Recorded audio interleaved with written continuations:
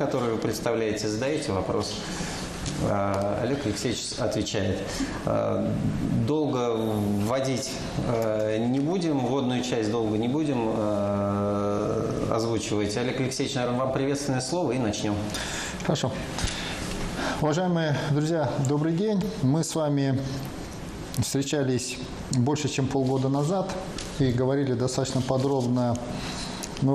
Тогда было такое, может быть, основание, как 100 дней. Сегодня мы, наверное, с вами подводим больше уже итоги года. Будем разговаривать о конкретных делах, о тех событиях, которые произошли, скорее всего. Но очень коротко, если вы разрешите, я буквально 2-3 минуты займу. Вот за это время, после того, как мы с вами встретились, конечно же, в республике прошли достаточно много событий. Это, прежде всего, прошли 2 большие избирательные кампании. Был выбран глава Чувашской республики и депутаты представительных органов муниципальных образований. Ваш покорный слуга, пройдя избирательную кампанию, стал главой, и сегодня впервые с вами мы встречаемся уже в качестве главы. Но при этом хотелось бы отметить, конечно же, задача моя, как исполняющая обязанности главы Чувашской республики, была и в том, чтобы, с одной стороны, обеспечить четкое выполнение всех предусмотренных законом регламентов в рамках избирательной кампании, но, с другой стороны, была задача и выработать планы развития республики и их четко обозначить.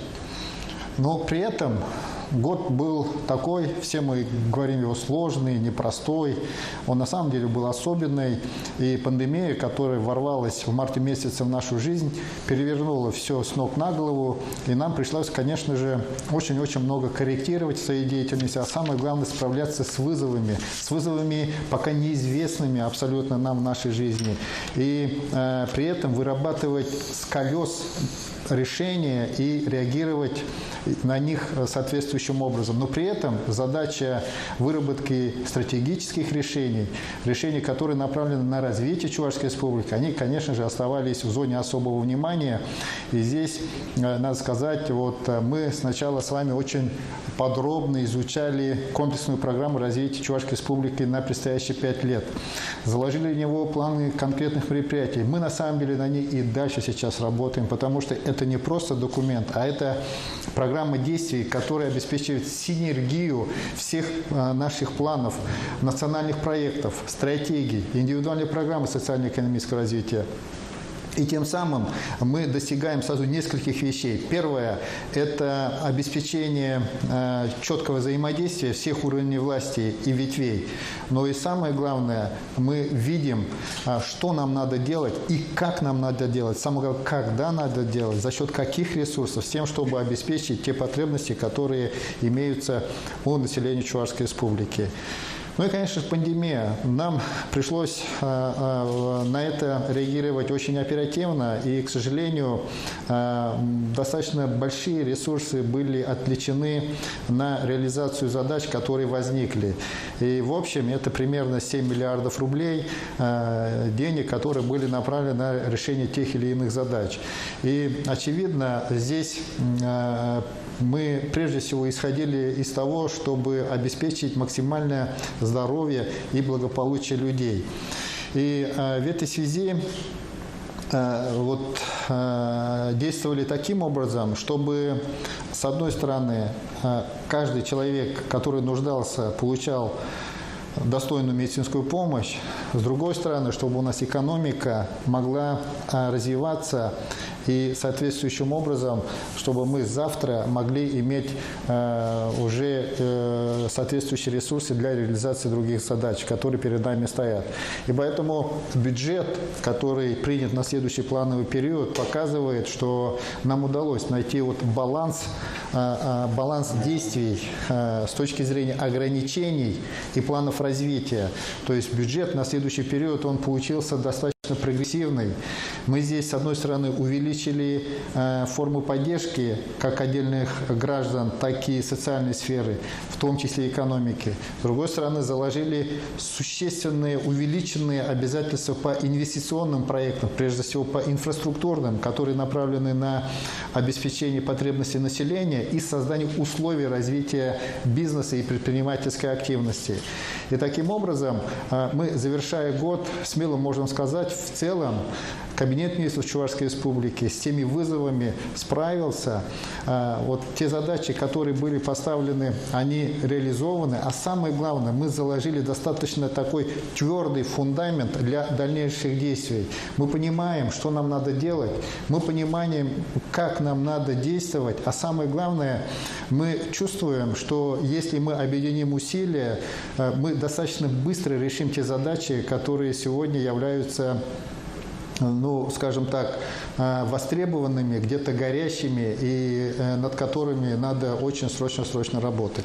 Поэтому, коллеги, давайте тогда перейдем к вопросам, и я буду уже конкретно отвечать и где-то углубляться в конкретные темы. Пожалуйста. Коллеги, начинаем. У нас на связи информационное агентство ТАСС. Пожалуйста. Здравствуйте, Олег Алексеевич. Добрый день, коллеги. Информационное агентство ТАСС, Наталья Хороших. Наш вопрос касается индивидуальной программы развития Чувашии. Скажите, пожалуйста, какие средства заложены на реализацию этой программы в 2021 году и на какие цели они будут направлены? И какие основные задачи достигнет республика по результатам 2021 года в рамках этой программы?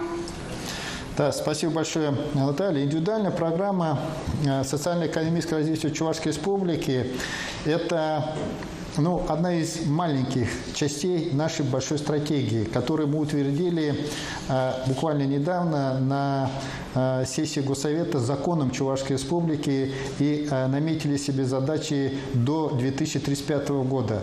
В свою очередь, стратегия, она была сформирована на основе комплексной программы развития Чувашской Республики до 2025 года, где мы расписали план конкретных действий, расписали конкретные объекты, которые должны быть нами построены, и конкретные проекты, которые должны быть реализованы за эти пятилетний период. И, как я уже сказал, это программа действий, которая должна обеспечить синергию. И вот индивидуальная программа социально-экономического развития – это одна из программ, которая реализовывается в Чувашской Республике. И она реализовывается, я здесь хочу вернуть, может быть, некий исторический экскурс. Она была разработана в связи с тем, что Чувашская Республика попала в число 10 самых отстающих регионов по социально-экономическому развитию.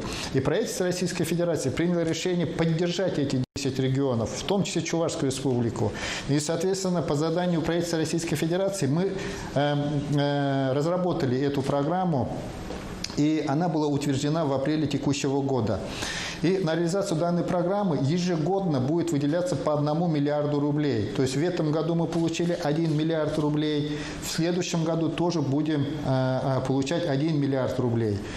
Что примечательно, я чуть-чуть шире, если можно, отвечу, да, что примечательно и на что хотелось бы обратить внимание по этой программе, это то, что предварительно, то есть 5 лет по 1 миллиарду планируется выделить на реализацию программы 5 миллиардов рублей. Но есть пока некое устное обещание, что если программа будет реализовываться активно, если его показатели будут достигнуты в более ускоренном порядке, что будет возможность получения дополнительных 5 миллиардов рублей. И мы, конечно же, нацелены на то, чтобы реализовать такую возможность. Поэтому в этом году тот 1 миллиард рублей, который был выделен и в соответствии с индивидуальной программой был направлен на поддержку малого и среднего предпринимательства, то есть через агентство поддержки малого и среднего предпринимательства, через гарантийный фонд, он у нас реализован на 100%. И на следующий год запланированные 1 миллиард рублей будут направлены также частично на поддержку и развитие малого и среднего предпринимательства, это 650 миллионов рублей. И 350 миллионов рублей будут направлены на развитие строительной отрасли, это на развитие инфраструктуры при строительстве жилья и на субсидирование ипотечных кредитов. Там, соответственно, 200 и 150 миллионов рублей.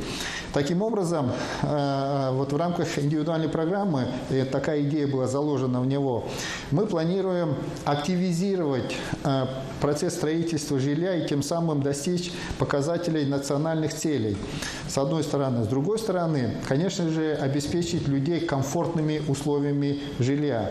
И у нас нет никаких сомнений, что мы все мероприятия исполним так же, как и в этом году, на 100%, потому что, как я уже сказал, в этом году программа по поддержке малого и среднего предпринимательства, она запущена. И я думаю, что уже в течение первого квартала, а возможно, самый край первого полугода, мы все намеченные планы реализуем в части малого и среднего предпринимательства на 650 миллионов рублей, которые нам выделены.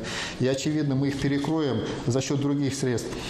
А в части развития строительной отрасли у нас уже проекты нормативных документов, которые мы, естественно, должны принять, они готовы. И, возможно, скорее всего, даже до Нового года мы их утвердим. Если до Нового года не успеем, то в течение первых недель января, первых недель, рабочих недель января, эти документы будут утверждены, и мы сразу же их запустим в работу с тем, чтобы подготовить строительные площадки, и, соответственно, начинать помогать людям в получении ипотечных кредитов с тем, чтобы их ставка была для них более доступная. И, очевидно, здесь в первую очередь в приоритетном порядке такую помощь будут получать те люди, которые относятся к социально незащищенным категориям населения. Наталья? Спасибо. Спасибо, Олег Алексеевич. Спасибо, Наталья. Переходим дальше. На очереди у нас ГТРК Чувашия. Пожалуйста, Оксана. Добрый день, Олег Алексеевич. Приветствую, коллеги. ГТРК Чувашия, Оксана Залетина. Олег Алексеевич, буквально через месяц после того, как вы возглавили республику, началась пандемия коронавируса. В мире говорят о возможной новой ее волне уже в следующем году. Как Чувашия справляется с ней сейчас и готова ли она к новым испытаниям? Да, Оксана, спасибо за вопрос. Да, на самом деле, я вскользь коснулся более подробно. Конечно, от пандемии, которая началась, у нас первый заболевший новой коронавирусной инфекцией был зафиксирован 19 марта текущего года. И как уже ваше телевидение или ваш ресурс показал, этот человек оказался очень сознательным, сам сообщил, сам самоизолировался, предпринял все меры предосторожности, за что мы ему безмерно благодарны. Но, тем не менее, его сознательность, к сожалению, нас не оградила от нашествия этой пандемии, и мы сполна ощутили и тяжесть, и сложность решения тех задач, которые связаны с этой заразой. И вот если брать весну, то, значит, сложность была в том, что мы не знали, что это за болезнь, мы не понимали до конца опасность его развития и действовали где-то на ощупь, но, слава богу, у нас, значит, были четкие и ясные указания со стороны федерального правительства, на что ориентироваться, каким образом действовать и что надо делать. И поэтому в усиленном порядке снабжались учреждения медицины кислородом, развертывались специальные койки для лечения больных. Ну и, конечно же, активно нарабатывалась практика, то есть расширялось количество людей, которые способны вести соответствующую работу в борьбе с этой болезнью. И поэтому, если мы начинали вот на начальном этапе с нескольких десятков коечного фонда по этому направлению и с нескольких десятков врачей и медицинского персонала, которые, ну, вот, скажем, имели соответствующие компетенции, то уже к весне у нас было развернуто 1955 коек, но и работало уже несколько тысяч врачей. Но если быть точным, на весну у нас было задействовано ну, в районе 5000 в целом медицинского персонала по всем направлениям. Это и врачи, средний медицинский персонал, технические работники на работу в борьбе с пандемией. То осенний период, очевидно, перед нами выставила новые вызовы. И эти вызовы связаны с тем, что более масштабная атака со стороны пандемии и количество заболевающих существенно выше. Ну и самое главное, степень тяжести заболевающих тоже, оно, ну, скажем так, серьезно превышает те значения, которые были весной. Поэтому на сегодняшний день у нас развернуто уже 3295 коек для борьбы с коронавирусной инфекцией. При этом параллельно, ввиду того, что мы уже научились работать с этой болезнью, у нас для оказания медицинской помощи людям, которые заболевают новой коронавирусной инфекцией, функционирует 30 центров амбулаторного оказания медицинской помощи. И в целом задействовано для борьбы с коронавирусной инфекцией примерно 17 тысяч медицинского персонала, опять же, разных специальностей. И поэтому, вот вы увидите, масштабы, они совершенно несопоставимые.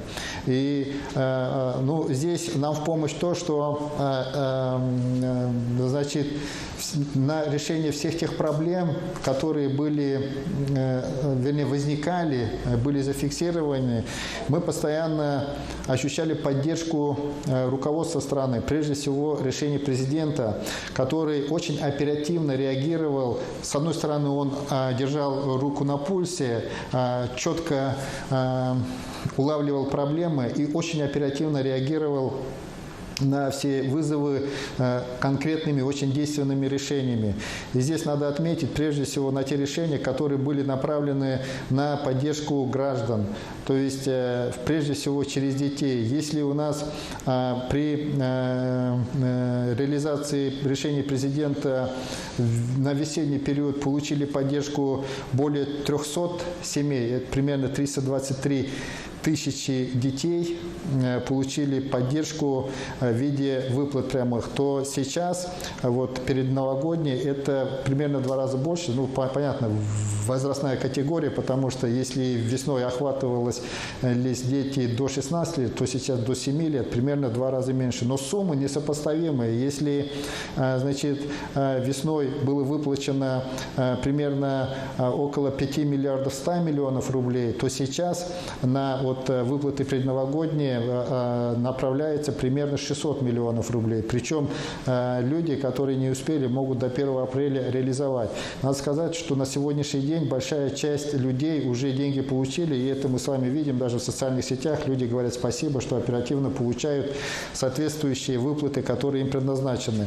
Если говорить по другим направлениям, у нас субъекты малого и среднего предпринимательства, прежде всего по решениям президента, получили существенную поддержку в виде отсрочки арендных платежей за аренду государственного имущества, отсрочки налоговых платежей, сниженные налоговые платежи, субсидии на выплату заработной платы, нулевые кредиты на, опять же, на поддержание численности работающих. В целом в Чувашской республике по кругу вот такую поддержку получили примерно больше, чем 28 тысяч субъектов хозяйственной деятельности. В том числе это те предприятия, которые были признаны стратегическими, крупными. И поэтому надо сказать, что вот эти все решения, конечно, нам существенно помогли. Кроме того, я уже вначале сказал, и напрямую из бюджета были направлены на реализацию тех мероприятий, которые связаны с борьбой с пандемией, около 7 миллиардов рублей. Из них более чем 5 миллиардов – это около 5 миллиардов средств федерального бюджета, и эти деньги как раз были направлены на то, чтобы обеспечить всем необходимым новый коечный фонд. Это кислород, это оборудование, это необходимые средства защиты, лекарственные препараты, ну и, конечно же, стимулирующие выплаты медицинскому персоналу. И вот за счет вот такой работы в целом нам удалось ситуацию удержать под контролем. Но я, вот говоря под контролем, здесь прежде всего имею в виду, что нам удалось оказать должную медицинскую помощь максимальному количеству населения. Я почему не говорю всем, я здесь вот очень осторожен, потому что наверняка есть случаи, когда это массово происходит, случаи, когда медицинская помощь не дошла вовремя. Я допускаю такие моменты, но мы старались реагировать на эти вещи. Я просто несколько цифр для понимания вам приведу, почему такие вещи происходили. Вот в стандартном режиме функционирования у нас скорая медицинская помощь получала примерно 90-100 вызовов. Когда вот это среднестатистически сложные эпидемиологические времена. У нас, когда пошла ситуация с пандемией, звонков в скорую помощь достигало 600 и более звонков в сутки. Понимаете, более чем в 6 раз. И очевидно, теперь еще другой момент. Когда в нормальном режиме скорая помощь приехала, доставила больного, уехала, а с больным с коронавирусной инфекцией этого нельзя делать. Его надо изолировать и надо довести его до конечного пункта. То есть время обслуживания одного пациента еще удлиняется. Очевидно, вот эта нагрузка колоссальная, она не могла нам позволить на основе тех мощностей все это реализовать. И поэтому возможно, были такие случаи. Но вот, как я уже сказал, открытие амбулаторных центров, другие мероприятия нам позволили как раз снивелировать эти процессы. И сейчас мы фиксируем обращение в скорую помощь примерно 200-250 звонков в день. Это тоже намного выше, чем обычно, но это нам позволяет уже более оперативно реагировать. Это, конечно, не 600. Кроме того, нам легче в этом плане работать, потому что мы в этом году получили получим 100 дополнительно машин скорой медицинской помощи. То есть мы уже 53 плюс 27. Это получается 80 получили, ожидаем на днях еще 20. Причем 53 машины скорой помощи мы получили за счет активной позиции и абсолютно доброй воли Министерства промышленности и торговли Российской Федерации, который является куратором по нашей индивидуальной программе социально-экономического развития за счет сэкономленных собственных средств. И вот таким образом вот эти все мероприятия и другие, о которых можно еще долго рассказывать, но они, может быть, менее масштабные, чем я рассказал, они нам позволили в целом пройти в тех условиях, в которых мы находимся, новую коронавирусную инфекцию и ситуации, связанные с ним. Текущая ситуация, сразу в 2 словах, она нам позволяет сохранять такой, скажем, сдержанный оптимизм, потому что мы фиксируем буквально уже 2-3 недели достаточно высокие значения, но они достаточно стабильные. И буквально несколько последних дней начался спад этих цифр, то есть освобождается коечный фонд, мы уже фиксируем большее количество выздоравливающих, меньшее количество звонков. Это нам позволяет полагать, что в ближайшее время ситуация будет облегчаться, но при этом я призываю всех воздерживаться от снятия с себя обязательства не соблюдать меры безопасности. Конечно, если вы уже успели привиться, то, наверное, где-то можно легкости допустить, но при этом я у вас прошу всех, я имею в виду не вас лично, а все население Чувашской Республики, то меры безопасности очень важны, болезнь очень коварная, и прошу быть осторожными и сохраняя бдительность, беречь свое здоровье. Спасибо, Олег Алексеевич. Оксана? Благодарю за ответ. Так, пожалуйста. Едем дальше. Коллеги, у нас на связи Евгений Петров, представляет сразу 2 издания, «Российская газета» и интернет-ресурс «Мой город Чебоксары». Евгений, пожалуйста. Евгений, микрофон.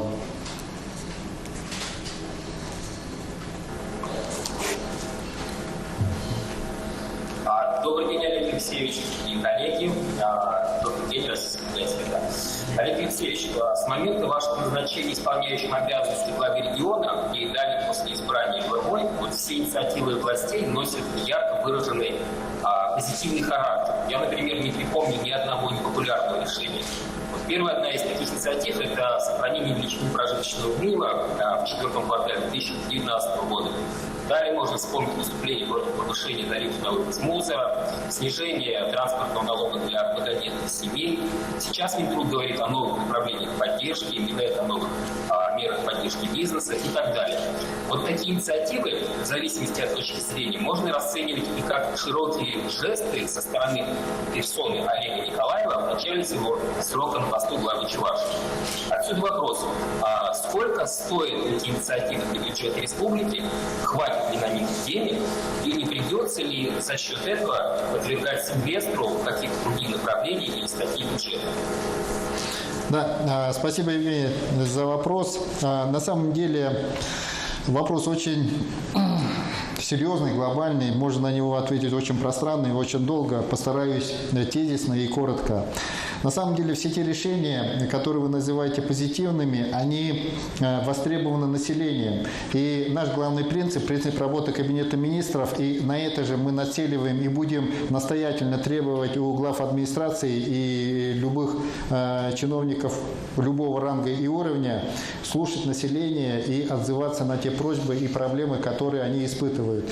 И вот все те решения, о которых вы говорите, они вот исходили ровно из этого принципа. То есть мы стараемся, я лично и, значит, министры, члены Кабинета министров, постоянно находиться в контакте с населением, понять и зафиксировать те проблемы, которые чувствует население, и вопросы, на которые надо обратить внимание. И таким образом, значит, далее уже обсуждая, мы находим возможные варианты решения. Вот все те решения, о которых вы говорили, это прожиточный минимум, удержание тарифа на твердые коммунальные отходы, снижение чего было, не помню уже, я просто снижение написал, поддержка бизнеса и другие вопросы, они, конечно же, просчитывались. Я согласен, и мы каждый раз об этом говорим. Если говорить про поддержку бизнеса, в частности, сколько это стоило вот в текущем году?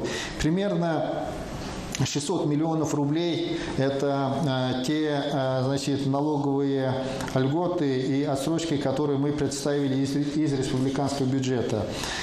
Снижение тарифов – это, конечно же, не бюджетные затраты. Это уже тарифы, это прежде всего плата населения и нагрузка на того оператора, который осуществляет администрирование этих услуг. И в данном случае, когда, такого-то вспомнил, там на самом деле не снижение. Я бы так сказал, удержание тарифов. Это была такая история. Я позволю остановиться на нем подробнее. То есть в прошлом году, еще в декабре, было принято решение в связи с отменой НДС на услуги по обращению твердых коммунальных отходов. Значит, с 1 января не повышать тарифы, но при этом с 1 июля повысить их сразу же почти на 20%. Ну и, конечно же, на мой взгляд, это несправедливо, и многие регионы пошли совершенно другими путями. Кто-то дифференцировал их, кто-то по-другому решил.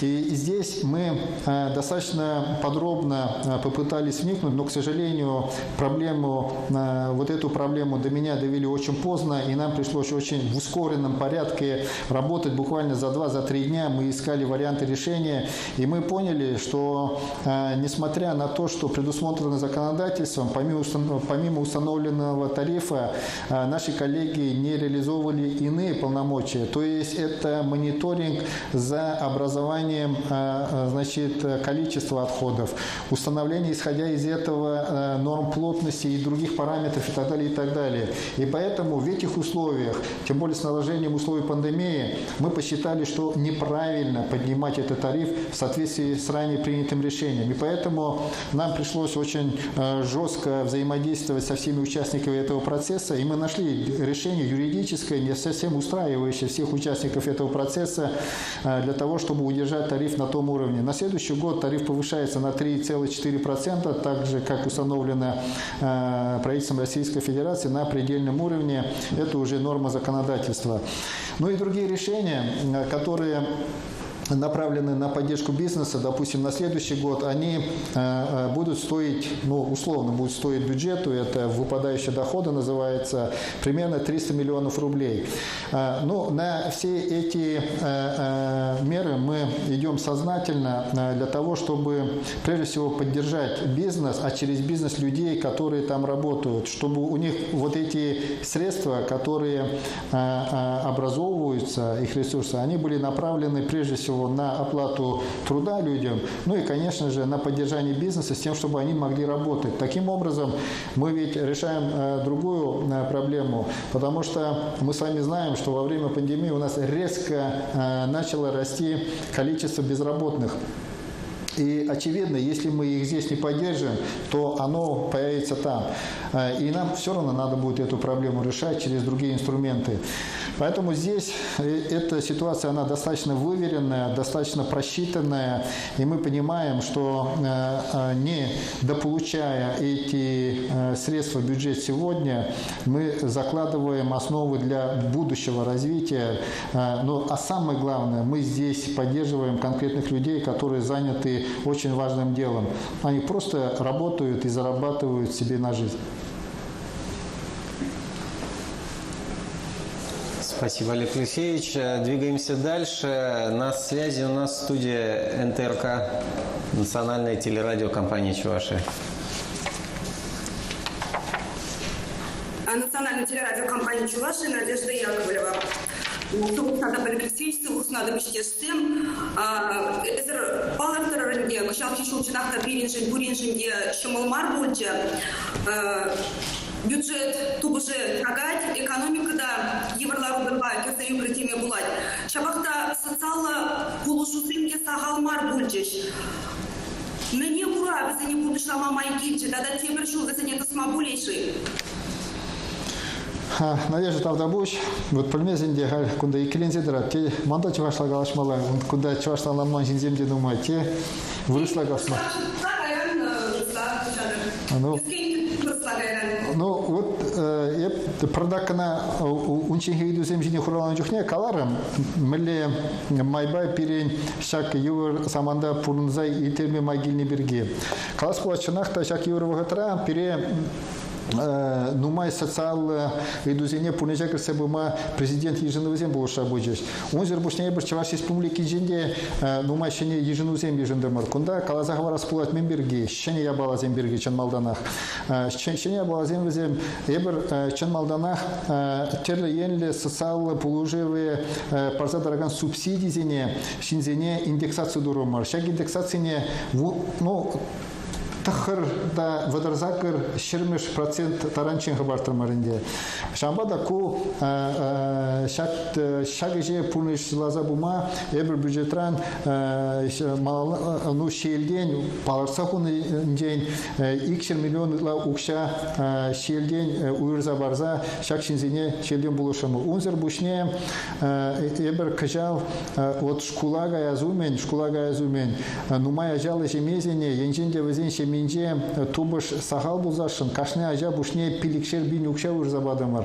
Шак укшана балах манжутпа уйрымах нумай ажалы жемезем вали пиди бузак положу булже меженде зень эбер плепернде яна шкулага азумен терле енле агентство зем сиренбек эшлеген Министерство массовой информации земде шуклаш кашне ажа бушне минжух укша гилу шкулага деле медезе манжутпа пилик пимбе пилин Чуваш республикинже пипиде самаях пулужу бульже ажана школа хаделеме унзер бушне бир келешула шак нумай ажалы жемезене енженде везен шеминже машина булзасын енженде шак машина шер алыран шер ажы лажа военжен сахалрах булзан етанажат булзашын на шак автотранспорт налогынжен тюлевзер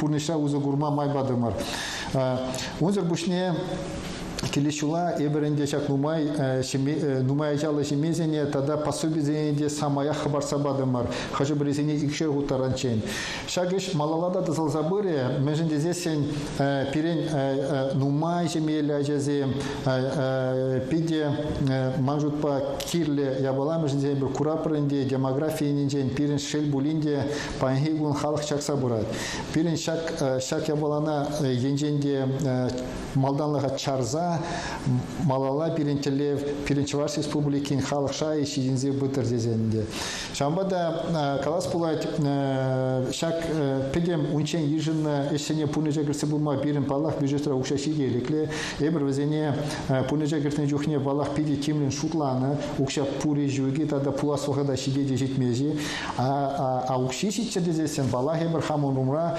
телевартна экономикана адаландарза бюджет нумайланза быдыр дезенде шак теле ени пулужыва тада адаландарза булма шамбада шагынбек телебешлезе булма десе эбер каларменде программана да ежинна пиликшулага баларна адалану программине шак пиликшулага адалану программи не таянза и бинде выдырги пиликмы шулчен стратегине де ширеплеце паларса худымар шамбада вот педем паларса хуны шугышсене премыш пурны жагырсе буйрыбыр вызеневали укша шиделикле банхигун укша шиделикле булдыр дезе тада нумарах булдыр дезе эбер балах хамыр умра тада пиди пызык келезе барсахуна вызене пурны жагырсе буржасын пирен палах везех пурде ергеле буза бурел тада буш.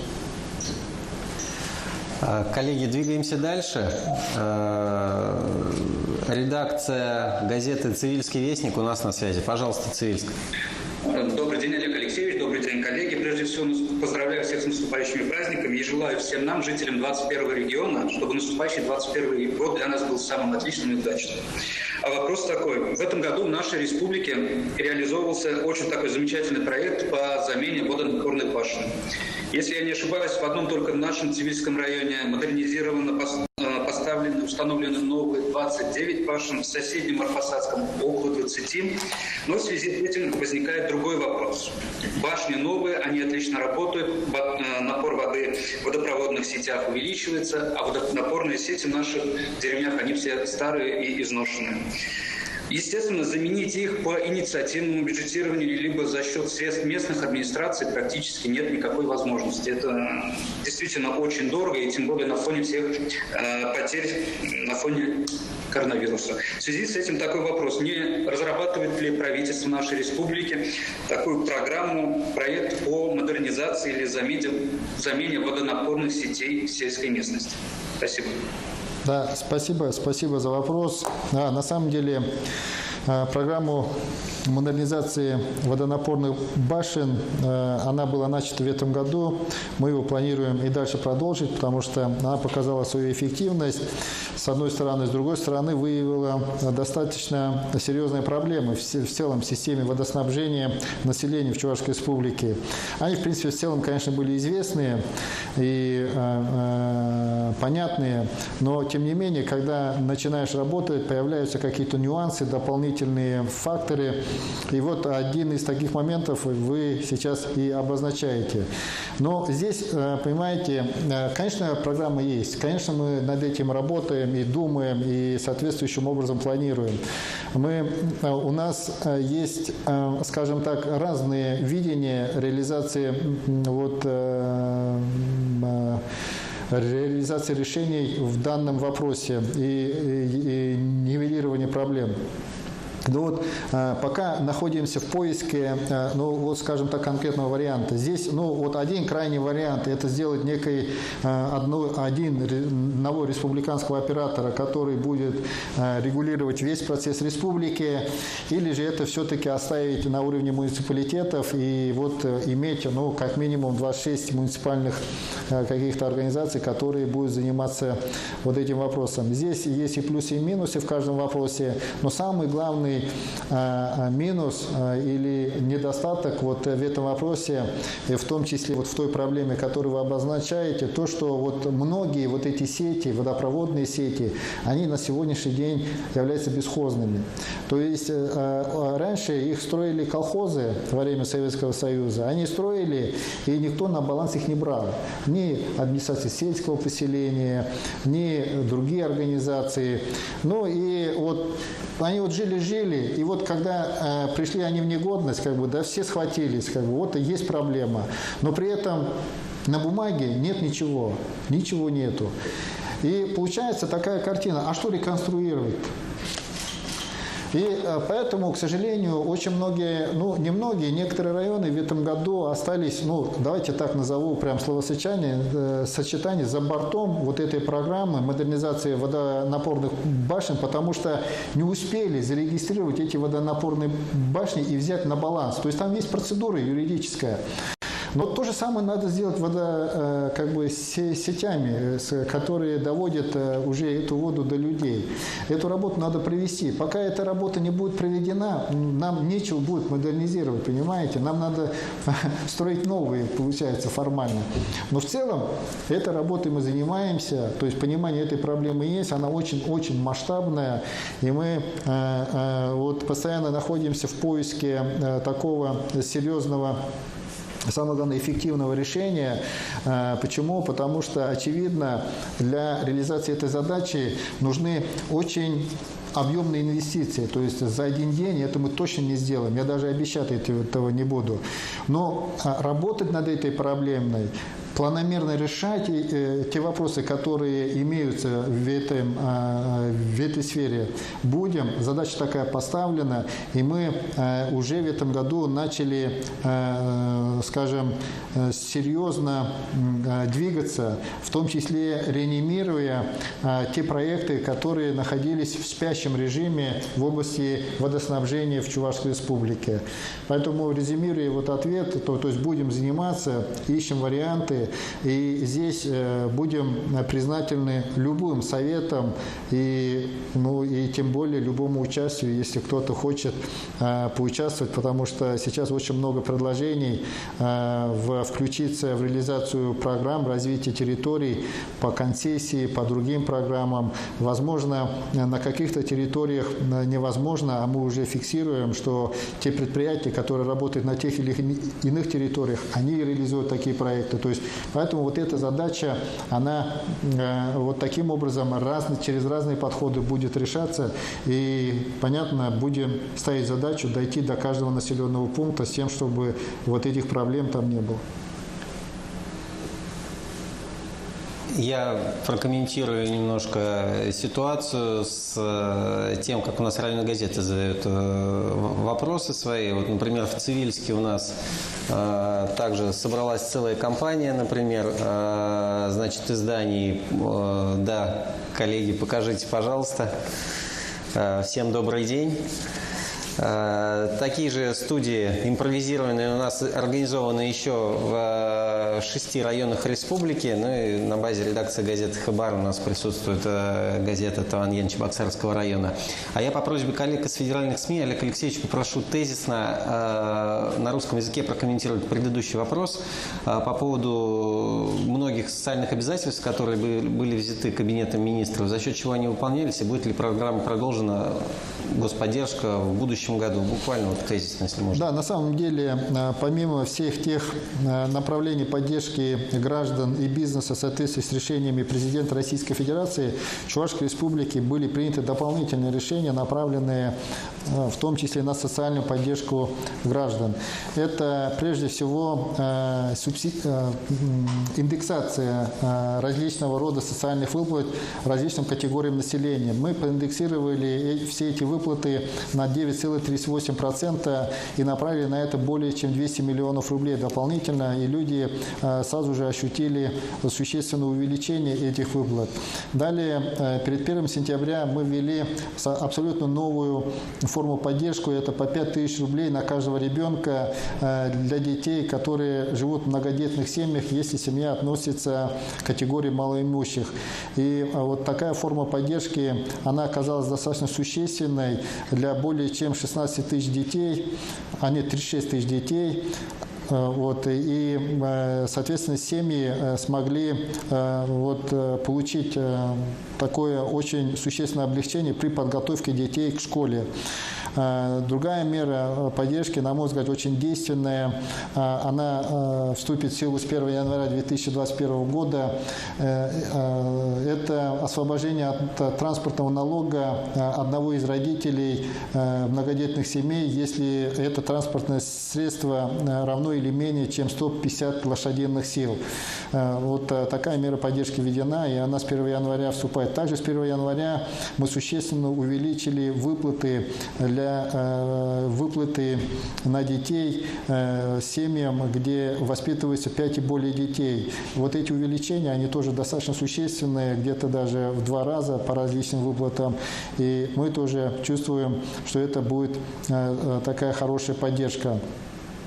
Кроме того, все те меры, которые направлены на поддержку бизнеса, мы видим, что они будут эффективные, и мы их продолжили как минимум на следующий год и пролонгировали их восстановление на следующие 3 года. Очевидно, что все эти затраты, они были четко просчитаны, очень детально обоснованы, а для того, чтобы их пополнить или иметь возможность дальше их реализовывать, мы, конечно же, серьезно полагаемся на реализацию комплексной программы развития республики на ближайшие 5 лет, которая далее уже была, или на его основе была разработана и утверждена стратегия до 1935 года, и утверждена была законом Чувашской республики. И, понятно, его реализовывая, мы рассчитываем на существенное пополнение бюджета и тем самым планируем не просто обеспечивать реализацию уже принятых мероприятий, но и расширять форму поддержки для тех людей, которые будут нуждаться в такого рода поддержке и внимании со стороны государства. Спасибо, Олег Алексеевич. На связи у нас газета «Советская Чувашия». Пожалуйста. Микрофон надо включить, коллеги. Все. Добрый день, Алексеевич. Советская Чувашия подготовила для вас формат. Я попрошу включить. Олег Алексеевич, в развитие сельской инфраструктуры агропромышленного комплекса республики вкладываются огромные бюджетные средства. Если объемы продукции сельхозпроизводства удается удерживать и даже наращивать их, то убыль сельского населения, к сожалению, продолжается. Как по-вашему, это говорит о недостаточной эффективности вложений или же все-таки о том, что убыль населения, процесс, становится необратимым? Спасибо за вопрос, Александр Николаевич. Вопрос такой серьезный. Ну, вы, как обозреватель в области экономики, я думаю, что прекрасно понимаете закономерность и достаточно простое объяснение взаимосвязи такого процесса. Очевидно, для того, чтобы обеспечивать наращивание сельскохозяйственного производства и продукции в отрасли сельского хозяйства, на сегодняшний день не требуется достаточно большого количества людей. И те технологии, которые на сегодняшний день внедряются, они позволяют реализовывать, более эффективное производство сельскохозяйственной продукции за счет малого количества людей. И мы с вами должны признать, что когда мы даже осуществляем очень огромные инвестиции в тот или иной проект, как правило, создается штучное количество рабочих мест, а в сельской территории у нас проживает достаточно много людей. И, очевидно, люди в поисках более комфортных условий на сегодняшний день мигрируют и в город, в города Чувашской республики, и на другие территории. Проблема, она лично мной не то чтобы понята, принята, она достаточно глубоко переживается. И в целом перед нами стоит задача существенно ну, наверное, увеличить, наверное, да, там вот привлекательность проживания, прежде всего, на сельской территории. И для этого уже в этом году нами приняты очень много решений, которые стимулируют этот процесс. Это прежде всего субсидирование сельской ипотеки до 0,1% для многодетных семей, дальше чуть больше для различных категорий. В случае, если люди выбирают место жительства сельскую территорию, ну и, конечно же, собираются работать на территории села. Но если даже не собираются работать на территории села, просто будут жить там, это все равно существенная поддержка, там тоже она чуть больше, но тем не менее там поддержка есть, и она существенная. И мы далее сейчас очень активно планируем развитие территорий таким образом, вот мне кажется, достаточно хорошо применил это выражение глава города Канаша, когда мы рассматривали программу комплексного развития этого города на ближайшие 5 лет, принцип подготовки кадров и развития различных компетенций по принципу улей. Когда, скажем, мы концентрируем на территории какого-то муниципального образования, центра, ну, скорее всего, это в нашем случае малые города Чувашской республики, такие как Шумерле, Канаш, Алатырь, Козловка, Цивильск, Ядрин. Вот основные такие компетенции, но при этом развиваем сельские территории, чтобы там было комфортно жить. То есть, вот только что мы говорили о водоснабжении и водоотведении. Далее идет вопрос строительства социально-культурных учреждений. Это школы, детские сады, дома культуры, досуговые центры, кинотеатры, с тем, чтобы людям было чем заняться и, соответственно, интересно, содержательно проводить время. Развиваем, естественно, достаточно хорошую сеть библиотечного, как бы библиотечную сеть. И таким образом задача организовать жизнь на селе таким образом, чтобы условия жизни, они были сопоставимы с условиями городского. И тогда, тем более сейчас мы с вами во время пандемии заметили вот такую возникающую потребность разделения места жительства и места работы у людей. Да? То есть таким образом, создавая такие комфортные условия проживания на сельской территории, я уверен, что мы буквально через несколько лет заметим, что люди будут выбирать жизнь на сельской территории, но при этом будут трудиться, скажем так, в лучшем случае, для нас это лучший случай, в близлежащих территориях, там это малые города там, Чувашской республики, но в худшем случае, это тоже неплохо для нас, в других городах Российской Федерации, но при этом мы с вами понимаем, если они здесь живут, то потребительские затраты, они будут здесь соответствующим образом реализовывать. Это мы с вами должны понимать, это уже образовывающийся тренд. И, скорее всего, он будет развиваться и дальше, причем ускоренно. И, и мы обязательно должны это учитывать в стратегии развития нашей территории, Чувашской республики. Поэтому задача развития сельской территории перед нами стоит, она в приоритетном порядке. Нам здесь помощь и комплексное развитие сельских территорий, то есть федеральная программа, которая призвана развивать вот все те направления, которые я назвал. И мы для обеспечения максимального ускорения процесса реализации вот всех тех мероприятий, о которых я говорил, в этом году уже начали, а на следующий год продолжим, увеличим существенно приоритетное проектирование объектов инфраструктуры, объектов социально-культурной сферы. Ну и, конечно же, для реализации их жизни централизовываем многие функции их реализации, то есть процесс строительства, процесс контроля, надзора и так далее, и так далее. Таким образом, мы получаем, с одной стороны, уже четкое понимание, что, где, когда будет строиться, и самое главное, готовы проектно-сметные документации. За счет этого мы можем войти в любые программы и оперативно получить дополнительные средства, а за счет четкой организации производства должны получить существенный эффект бюджетных средств. Двигаемся дальше. Коллеги, на связи Чебоксарские новости.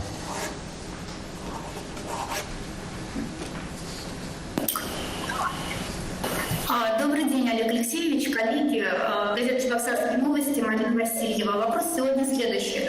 В Чувашии по программе переселения из аварийного жилья с 2013 по 2017 годы новоселье справили более 13 тысяч человек. Будет ли продолжение столь значимой для населения программы? Ведь, как мы все понимаем, список ветхих домов не имеет окончательной точки. Да, спасибо большое, Марина, за вопрос. Вопрос очень злободневный, и я бы сразу, отвечая на ваш вопрос, оттолкнулся бы от слов президента, который он буквально применил на днях на одном из совещаний, что мы должны вытащить население из этих трущоб. Слава Богу, то аварийное жилье, которое имеется в Чувашской республике, не является трущобами. Я вас уверяю, все познается в сравнении. В других регионах вот реально трущобы, если мы посмотрим на то жилье, в которых пока еще живут люди. Но, тем не менее, задача переселения из ветхого аварийного жилья, она является не менее приоритетной и для Чувашской республики. На сегодняшний день реализовывается программа до 2024 года, она продолжается, то, что вы говорите. И вот если вы 13 тысяч называете цифру переселения, это те люди, которые жили в аварийном жилье и которое было признано таковым на 1 января 2012 года. Сейчас мы с вами реализовываем программу переселения из ветхого аварийного жилья, который признан таковым на 1 января 2017 года. Но, к сожалению, я вам должен сообщить, что достаточно большое количество аварийных домов у нас не вошло в эту программу, которая сейчас реализовывается. То есть вошло у нас, не вошло Козловка, не вошло Алатырь, достаточно много домов. Но это самые крупные муниципальные образования, где мы имеем большое количество аварийных домов. Но они, к сожалению, эти дома не вошли. Я не знаю, по какой причине, не хочу разбираться сейчас, вину на кого-то перекладывать. Но это факт. Будем отталкиваться от этого факта. Что мы уже сделали для того, чтобы нивелировать этот процесс? То есть нам правительство Российской Федерации, в связи с тем президент ставит такую задачу, дает возможность оперативно, быстро реализовать реализуемую программу и дополнительно включить в эту программу аварийные жилья. Мы сейчас над этим работаем. Мы взяли на себя обязательство досрочно реализовать запланированную программу. Она достаточно, не то чтобы легкая, она реализуемая, потому что существенно меньше домов, чем в предыдущий период туда дома попали, и мы это сможем сделать, и мы планируем в 2023 году его завершить. И к этому времени мы сейчас формируем дополнительные дома, реестр домов, которые попытаемся в рамках уже действующей программы реализовать и соответствующим образом получить средства для переселения граждан, которые в них живут. Но я уверен, в связи с поручением президента, что программа будет продолжена в различных формах. И мы сделаем все, чтобы все эти дома вошли в эту программу, либо в действующую, либо в следующую, которая будет продолжена. Но кроме того, я хотел бы вас проинформировать. Я думаю, что вы даже знаете, как человек, который работает с информацией. Буквально вчера Государственной Думой был принят закон, который вызвал очень бурную реакцию о комплексном развитии территории. И здесь этот закон нам дает возможность, если мы найдем понимание с населением, если население само выберет для себя,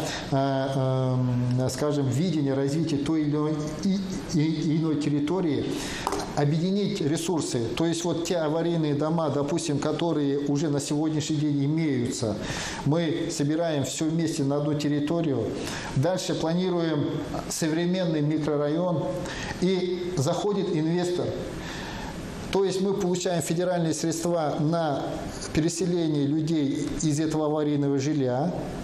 Инвестор добавляет свои средства, реализовывает иную уже застройку. И таким образом мы получаем синергию. В двух словах возможности этого закона. Но там на самом деле еще больше возможностей. Но здесь очень важно, реализовывая этот закон, придерживаться главного принципа. Очень тесного, предметного, содержательного общения с населением. И ни в коем случае не перегибать палку в ключе, неучета мнения и игнорирования какой-то существенной части населения, которая не хочет развиваться или реализовывать проекты таким образом. Поэтому, возвращаясь и резюмируя ответ, Да, программы будут, они будут разные, и мы будем делать все, чтобы ускорить процесс переселения людей из ветхого аварийного жилья. Спасибо, коллеги. Дальше двигаемся. На связи информационное агентство «Регнум». Пожалуйста. Да, добрый день, Олег Алексеевич. Я бы хотела вернуться к вопросу о тарифах, потому что это касается фактически всех. У многих с учетом падения доходов вызывает раздражение.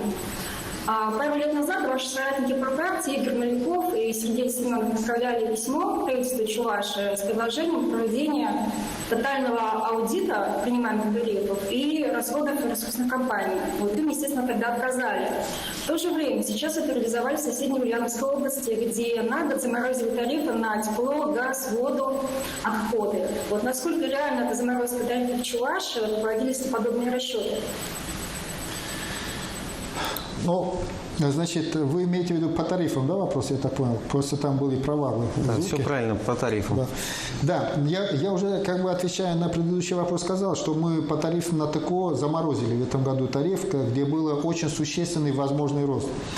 Но, значит, по другим решениям, по другим тарифам мы уже решение приняли, и тарифы подняты в среднем на 3,4% на следующий год, и они поднимутся с 1 июля следующего года, как и положено по закону. К сожалению, не поднимать тарифы – это тоже очень сложная история. Если мы их заморозим, а мы с вами должны понимать, тарифы – это вещь такая, что они основаны на каких-то затратах. И не всегда эти функции по предоставлению услуг, которые имеют свою цену, занимаются предприятия, которые принадлежат Чувашской республике там, или муниципалитету, то, очевидно, тот, кто заморозит, должен за это платить.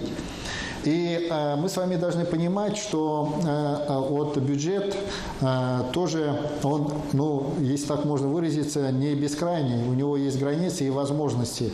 И в данном случае просто взять и заморозить, мы, конечно, можем сказать такую вещь, но при этом не исполнить. Вот. И тогда будет еще хуже. Поэтому уж проще, вот честно сказать, что вот такой возможности заморозить вот все тарифы, такой возможности и прав у нас просто нету.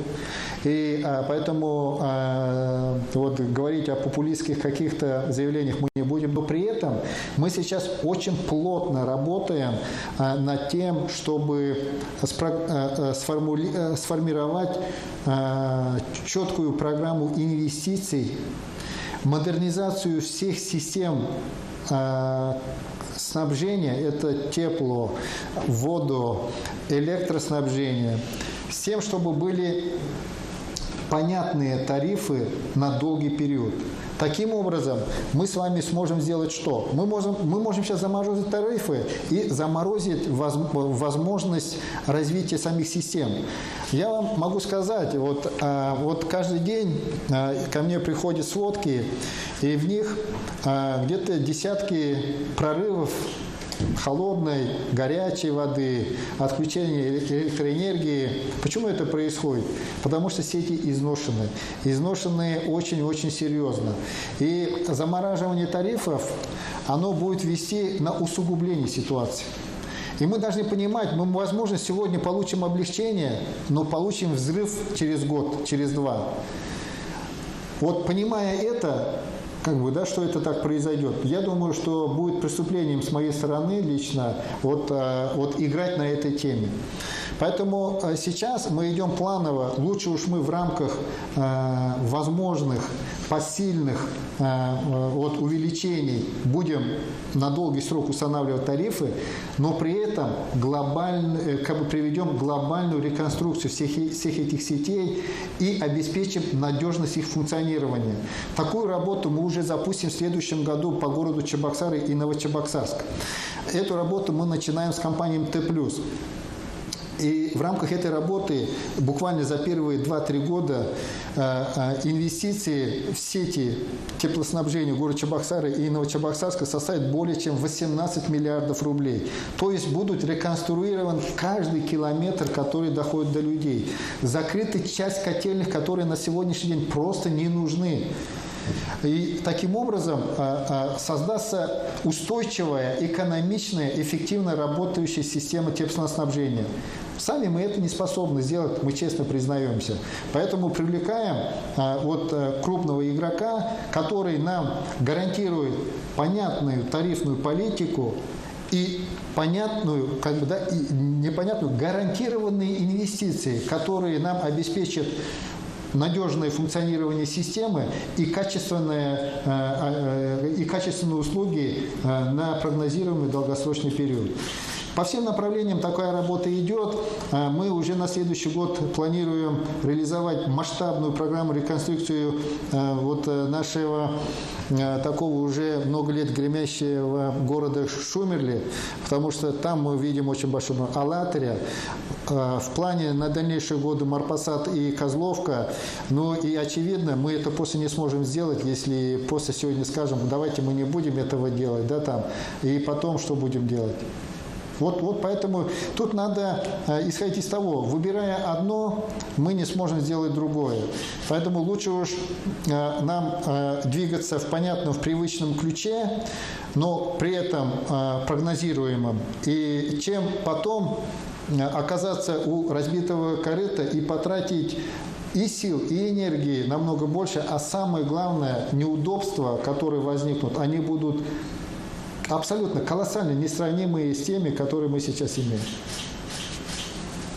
Спасибо. А на связи у нас, насколько я понимаю, на связи у нас Шумерля, где собрались представители Шумерлинской, Алатырской и Порецкой районных газет.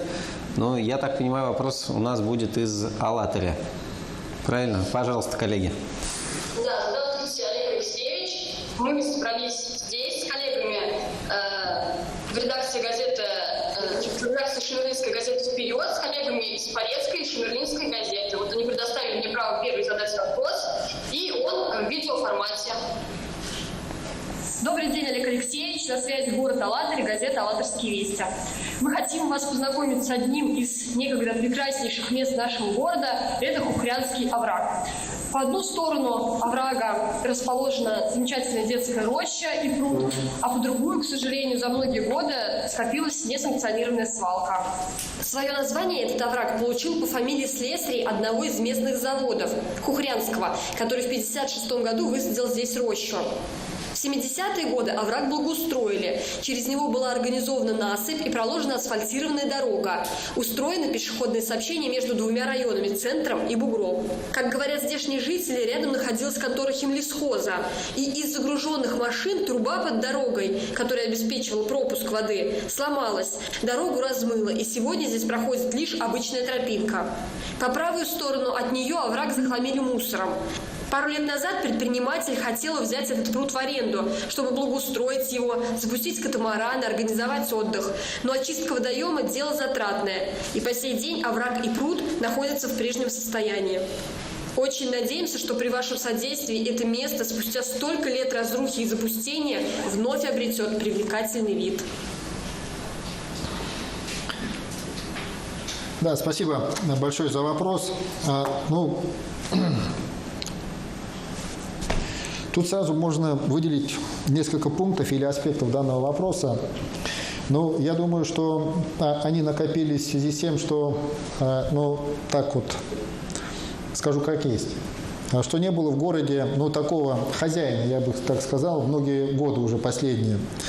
И, к сожалению, ситуация, она, наверное, все больше и больше усугублялась. Значит, я думаю, что уже на следующий год мы, конечно, со свалкой разберемся, и мы его либо ликвидируем, либо иными предусмотренными, соответствующими законными технологиями облагородим. Просто надо понять там масштабы. Я уже министру дам поручение, чтобы он мне соответствующую справку дал, и мы поймем эту ситуацию. А в целом я очень верю, что новый глава, который сейчас начал свою деятельность в городе Алатырь, Сергей Анатольевич Лукишин, полковник в отставке и человек, который очень хозяйственный, найдет решения, которые позволят городу последовательно и планомерно развиваться. Мы здесь готовы очень плотно взаимодействовать и сотрудничать, и помогать всячески. Уже в этом году я думаю, что нам очень много удалось по городу Алатырь сделать, выработать, самое главное, ряд решений, которые уже закладывают достаточно твердый фундамент в плане благоустройства. Во-первых, мы совместно смогли выиграть федеральный конкурс в плане благоустройства исторических поселений. И на эти цели деньги выделены, проекты на сегодняшний день разработаны, и на следующий год уже город получит очень хорошее общественное пространство, которое, надеюсь, станет ядром, таким относительно чего будет дальше развиваться благоустройство, и будет город обретать новые такие благоустроенные пространства. Возвращаясь именно к данному месту, я уже сказал, по свалке мы точно разберемся, по всем остальным аспектам, которые вы говорили, мы с главой пообсуждаем. И здесь на самом деле возможностей очень много. Во-первых, у нас есть достаточно много программ, которые направлены на развитие комфортной среды обитания, комфортной городской среды. И мало того, что именно комфортная городская среда является одним из национальных целей, которые обозначены президентом, над которым мы все вместе работаем. И в рамках реализации данной программы, как я уже сказал, очень важно как раз разработать четкое понимание развития этой территории, а это должны сделать прежде всего местные власти совместно с жителями. Ну а дальше мы будем вместе думать и реализовывать, из каких ресурсов и какие источники привлечь для того, чтобы претворить в жизнь те планы, которые совместно с населением выработаны. Если там найдутся предприниматели, которые возьмут на себя реализацию каких-то частей, то, конечно же, это будет здорово, потому что частно-государственное партнерство – это то направление, которое сегодня набирает обороты и будет поддерживаться всячески со стороны государства. Поэтому я просто ваше имя не зафиксировал, к сожалению, извините. Поэтому давайте будем работать. Елена Сергеевна. Да, Елена. Значит, мы давайте будем с вами работать вместе.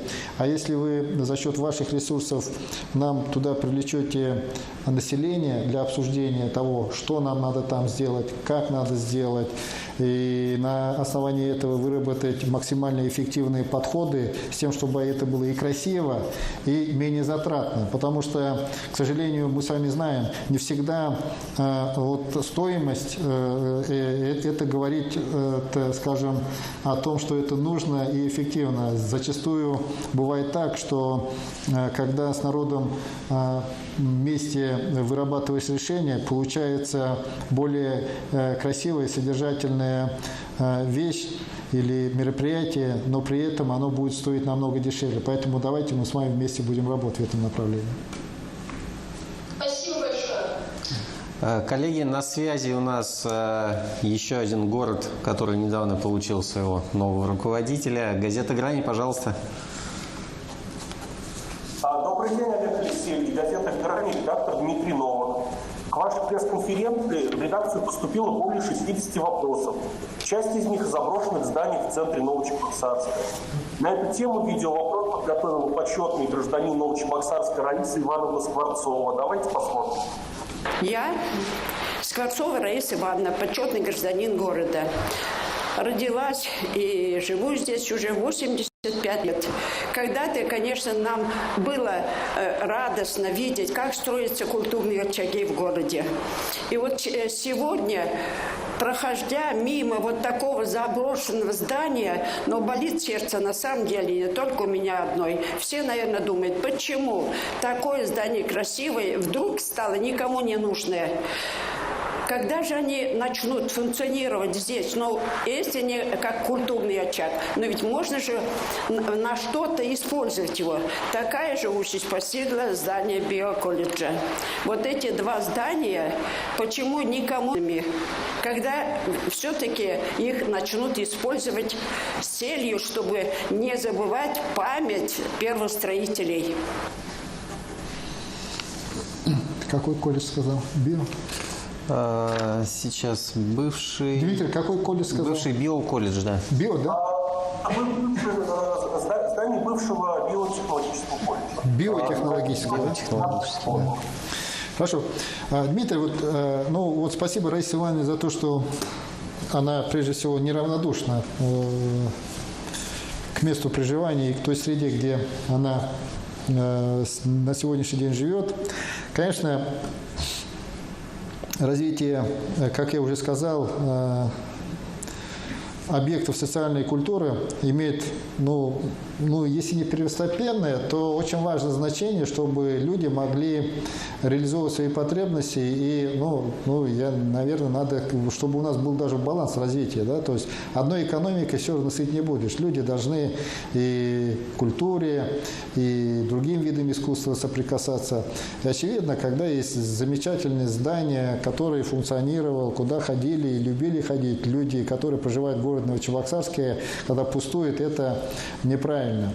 Я надеюсь, что новый глава города, который приступил к исполнению своих обязанностей буквально недавно, по-моему, даже месяца нет у него, недели всего лишь, найдет какое-то решение по его реализации, а мы, несомненно, поддержим его, чтобы вот те выработанные решения были претворены в жизнь.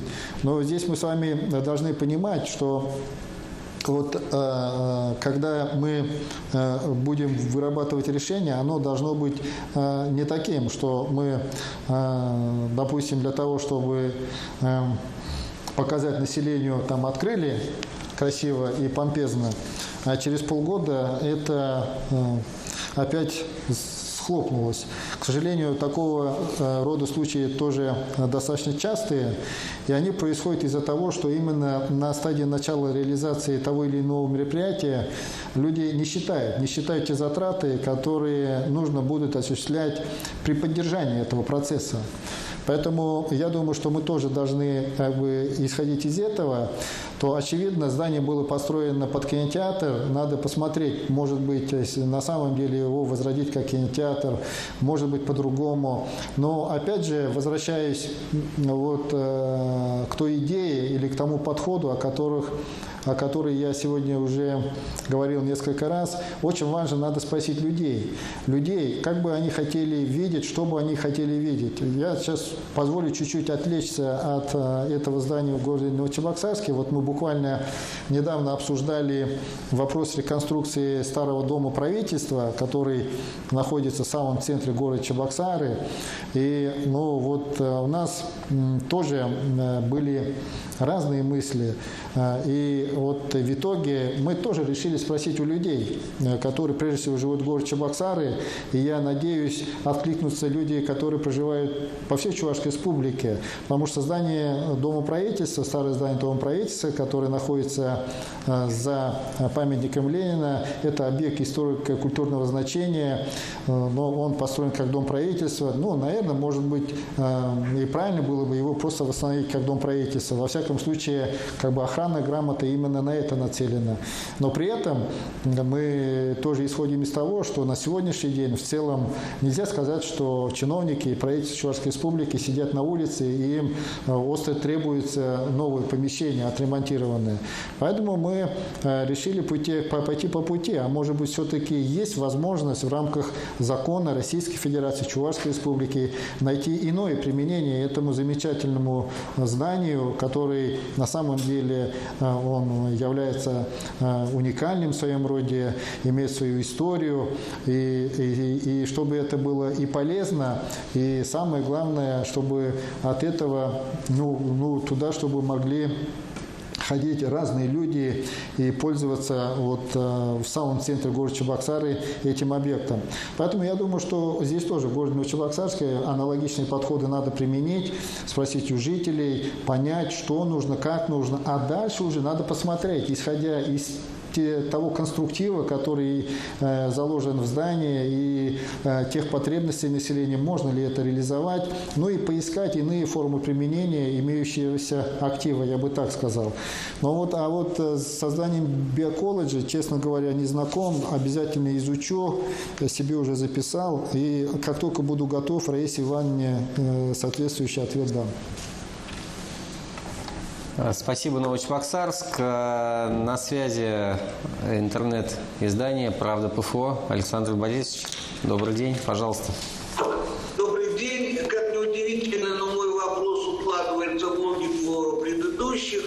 В уходящем году в ряде муниципалитетов сменились главы администрации. Хотелось бы узнать, оправдывают ли новички возложенное на них доверие, как складываются взаимоотношения.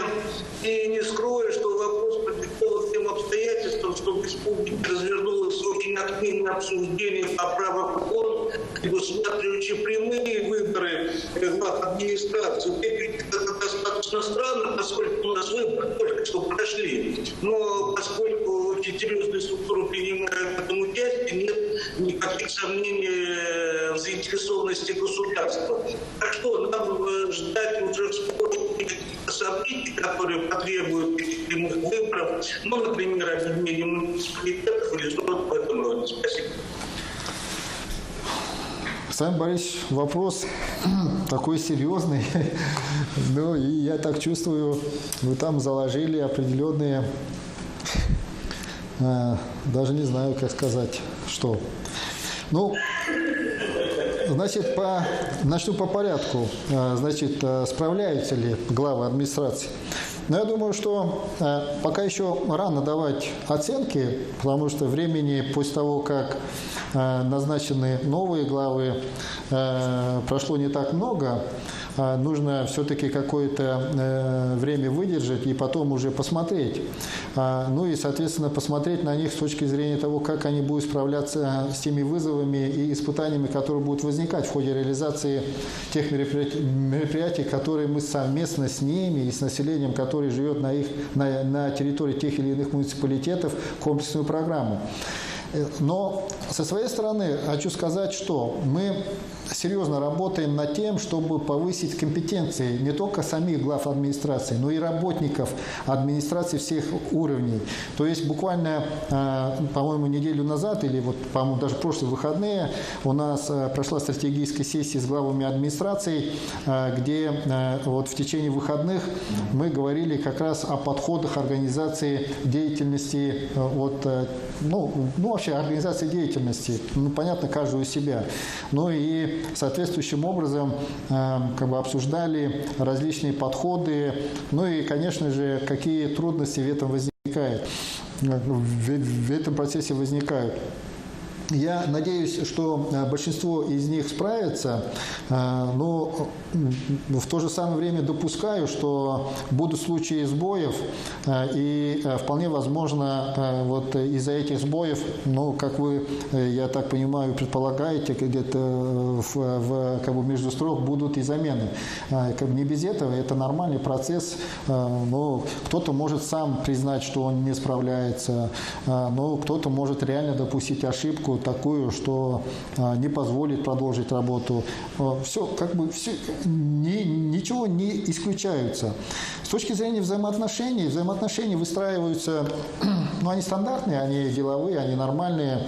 И в целом мой принцип такой, что надо, если пришел на работу, надо работать в связи с теми функциональными обязанностями, которые исходят от того или иного места.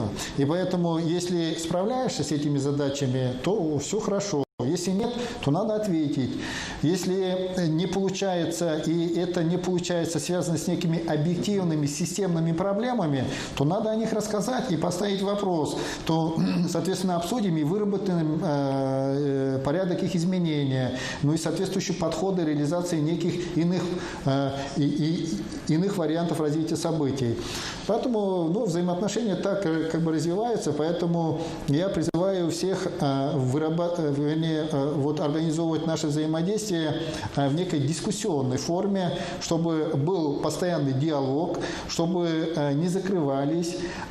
И исхожу из того, что недоведение информации о той или иной проблеме является, ну, неким, наверное, скрывательством. То есть, тем самым руководство республики, лично я, не знаем реальную ситуацию. А если не знаем реальную ситуацию, значит, мы не способны адекватно реагировать на ту проблему, которая есть в том или ином месте. Поэтому очень важно общаться, дискутировать, ставить проблему, приводить аргументы, предлагать варианты решения и таким образом, соответствующим образом организовывать и вовлекать других участников данного процесса. Вот как бы принципы и подходы реализации взаимоотношений. Да, не все готовы, признаюсь. Есть такие люди, которые не готовы к такой форме работы, и достаточно сложно идет у некоторых такой процесс, потому что нет привычки, у кого-то нету просто пока такого опыта взаимодействия. Но это важно. Это важно по нескольким причинам. Важно, потому что сейчас скорость изменений усиливается, и очень важно очень быстро реагировать. И вот для того, чтобы успевать за этими скоростями изменений, правительство Российской Федерации сегодня говорит о более ускоренном переходе к проектной форме работы органов исполнительной власти. А что такое проектная форма? Это как раз то, о чем я вам говорил. Взяли проблему, быстро сгруппировались, решили проблему, закрыли его, обозначили следующую проблему, перешли к ней. Поэтому здесь вот будем требовать ровно такого подхода. И я, как уже сказал, будет происходить это все естественным образом. Где-то сам будет принимать решения, а где-то будем, если люди реально не справляются, будем настаивать на то, чтобы была дана соответствующая оценка. Вопрос прямых выборов. Ну, тема такая, она, скорее всего, вопрос не ко мне, а вопрос к населению, потому что мы с вами знаем, вы человек очень опытный и постоянно находитесь на острие информационных потоков и из социальных опросов, которые происходят постоянно, мы с вами видим, что это одна из тем, которая постоянно поднимается и ставится, ну, скажем, как вопрос и как непонимание, ну, что вот вообще, да, где у нас глава, почему два там или и так далее, и так далее.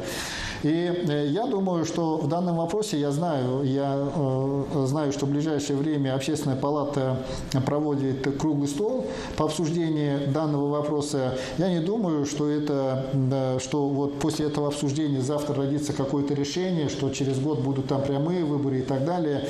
Но раз у общества есть запрос, наверное, надо его обсуждать. И здесь я поддерживаю Общественную палату в том плане, что Общественная палата как орган, который призван консолидировать общественное мнение, консолидировать общественную активность, деятельность всех общественных объединений, должна обсуждать и держать в поле зрения те вопросы, которые волнуют население.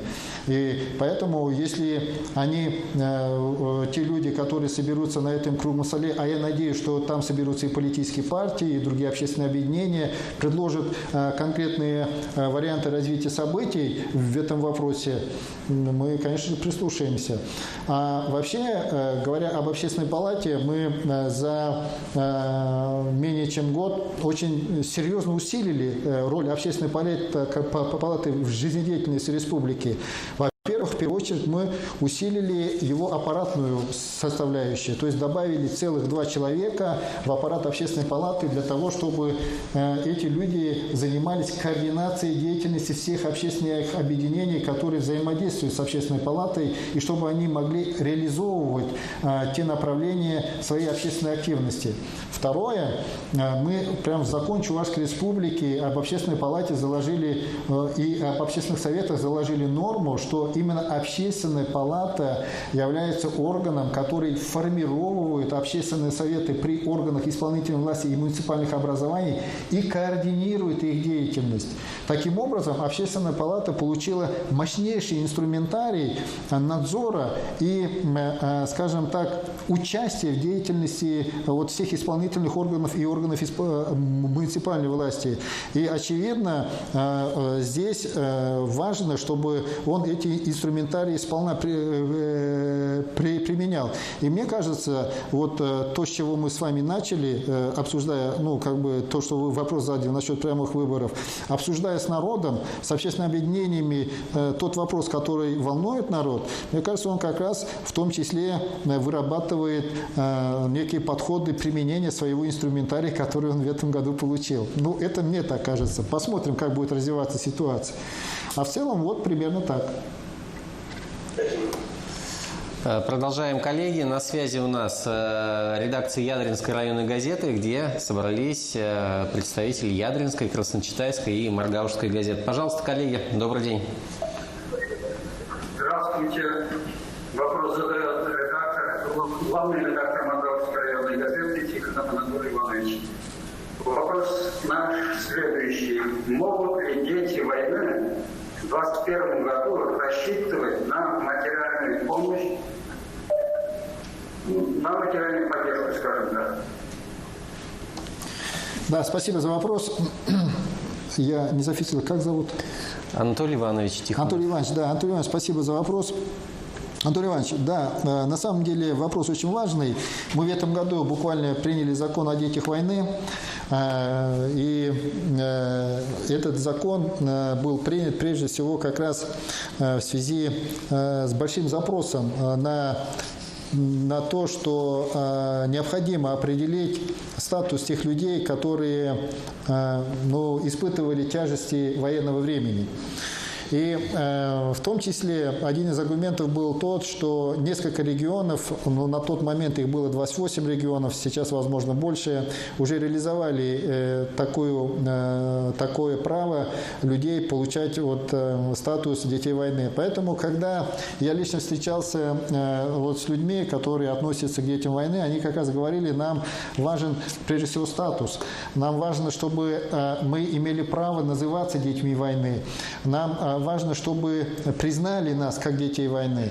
И мы поэтому договорились о том, что вот в этом году, принимая закон, мы закрепляем статус человека, который испытал тяжести военного времени, будучи ребенком или в определенном детском возрасте. И тем самым для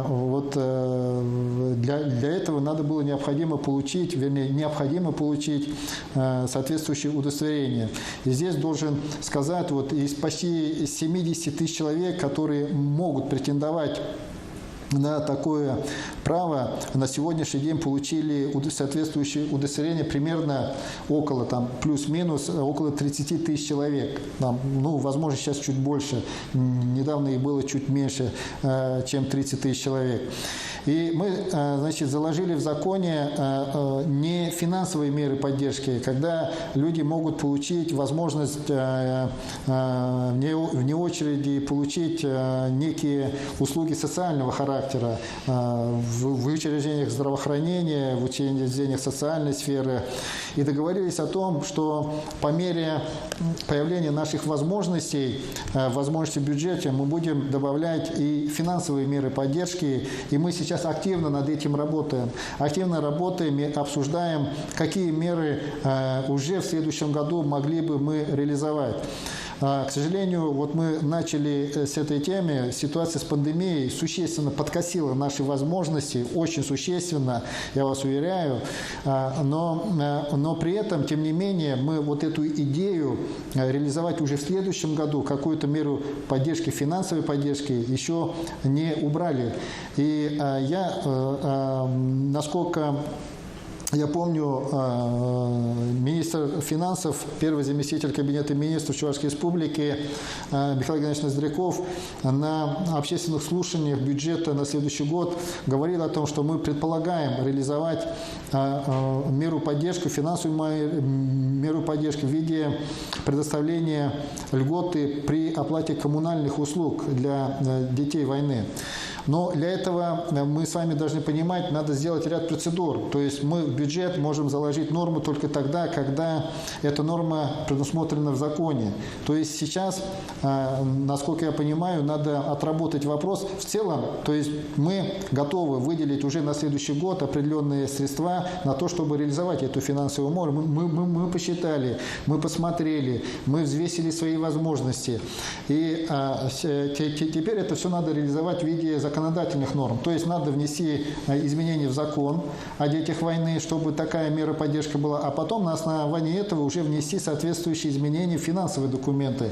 И я надеюсь, уже в следующем году вот эта мера будет реализована. Во всяком случае, я со своей стороны соответствующие задачи перед Кабинетом министров в ближайшее время поставлю. И я думаю, как задачу я даже обозначу его в ходе своего послания Государственному совету Чувашской Республики на следующий период. Спасибо, коллеги.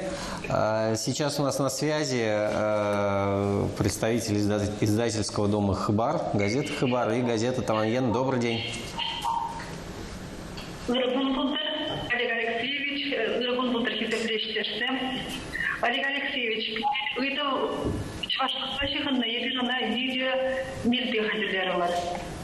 Олег Алексеевич, Чавашчики, тогда он на жаланах и магашат бар. Кышал, фарта транжидеме юрать. Есерсеннебе республикара Чавашчикине упроси, врендиси, тогда адаландарасы шум программу шлезе гайра. Он сыргушне кышак евровлигенче, Яндекс кучаруча чувашлашли загаря. Она тенче умниче чувашся не демя булать. Шершинчи щите бинут платил ерень, тарунчи чешеше чумдалекне. Шаш утра пиренчил хемерде бор. Анчах шленде хабихе кучаруча сене бинде хергелесе штерими. Шагында укшаден пешит цвебыман неде убакурат каллах. Шагнамай шагнашкала иду сексердугаль. Чувашчикине интернет-разарма пашалы интель пулжу полежи.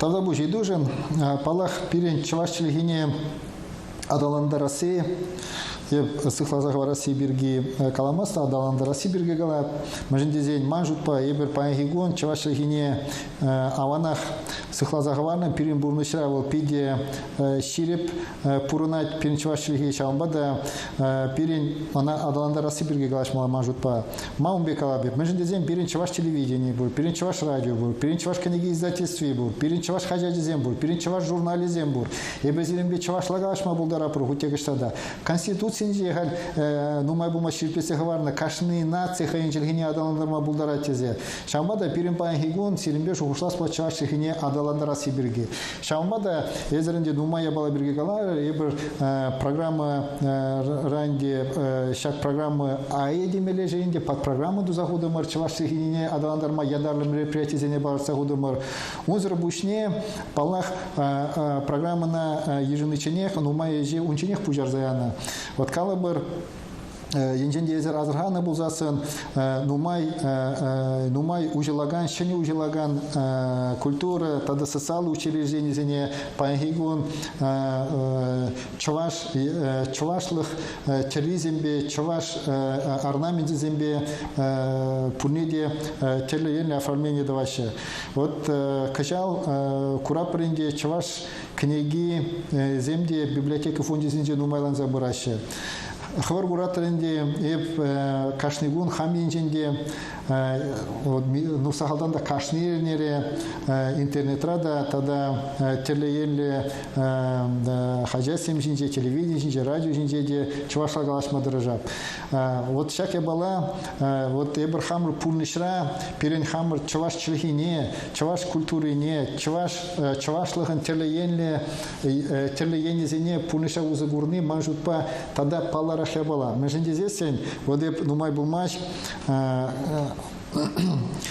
критиклесма дезенде мле районе галамас по районда булдуменде это районда ажазажи ужаще епхеде ажезем педжек ажезем иге жулда вижи жулдеземенде ажезем вара воспитатель чаважезембе выросла галажет епхедемде возембе чавашла галажет ялда вот пахар ялда хуларамар А жезем она выросла хуравлаще. Воспитатели де мамба, я пумба чавашта галажа, бала мамба выросла галажа. Вот енженде бір шаминдек пурныш адаланда за пырзасын, Палахи бір хутте мендева бар, хутте мен жүхлі ұқшадығы бар. Чаваш чилхима адаланны. Шаумба да пирен чаваш чилхине. Челе чаваш ене, пирен хамыр культуры ене зене, хамыр пурнышра, прямай узы гурза, пирен хамыр пурнышра, челе енже вот оформлять туны жерде узы гурзасын. Вара чаваш чилхи адаланза буры. Шаумба да шагыже малала ергелезе бума, ебір балах педемерлі худышса, хамринжен планзен дуза пурнышра кірсе буры бар. Вот шаумба да енженде пирен шаг планзен болзасын, шагыже ергелез, біле ергелезе пырасы курымзен болзашын, укша да вара тубын забыры. Межінде зен калы бір хутен біле ішсе укша чын малдан марыз, укша кайрақ. Енженде мінду малы не білесін, енженде малдан укшене тағақларым барды, укшене шада да кайзагыме бұлдары. Шаумба да чын малдан эжесіне барса хумала, онан біле пурны жакырде Сибирге барса хумала, қанан вара укша да биде узылы бұлма бұлдары. Олег Алексеевич, для наших коллег из федеральных СМИ тезисно на русском, пожалуйста. Я вот убежден, что нам надо говорить о том, что надо развивать чувашский язык и чувашскую культуру и наши традиции. Почему об этом говорю? Потому что мы с вами находимся в состоянии, когда чувашский язык крепко стоит на ногах. У нас есть чувашский язык и чувашская культура. У нас есть национальное телевидение, у нас есть чувашское радио, у нас есть газеты, журналы на чувашском языке. Мы преподаем чувашский язык. У нас есть вышивка чувашская и много других моментов, которые отражают богатство и палитру нашей культуры. Поэтому и была разработана подпрограмма, которая нацелена на развитие родного языка, родного чувашского языка.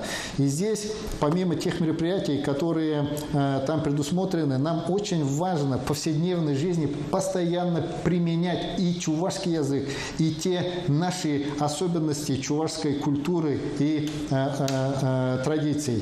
И только тогда мы сможем с вами создать среду, а среда может быть даже важнее, чем программы, чем деньги, и соответствующим образом способствовать развитию языка.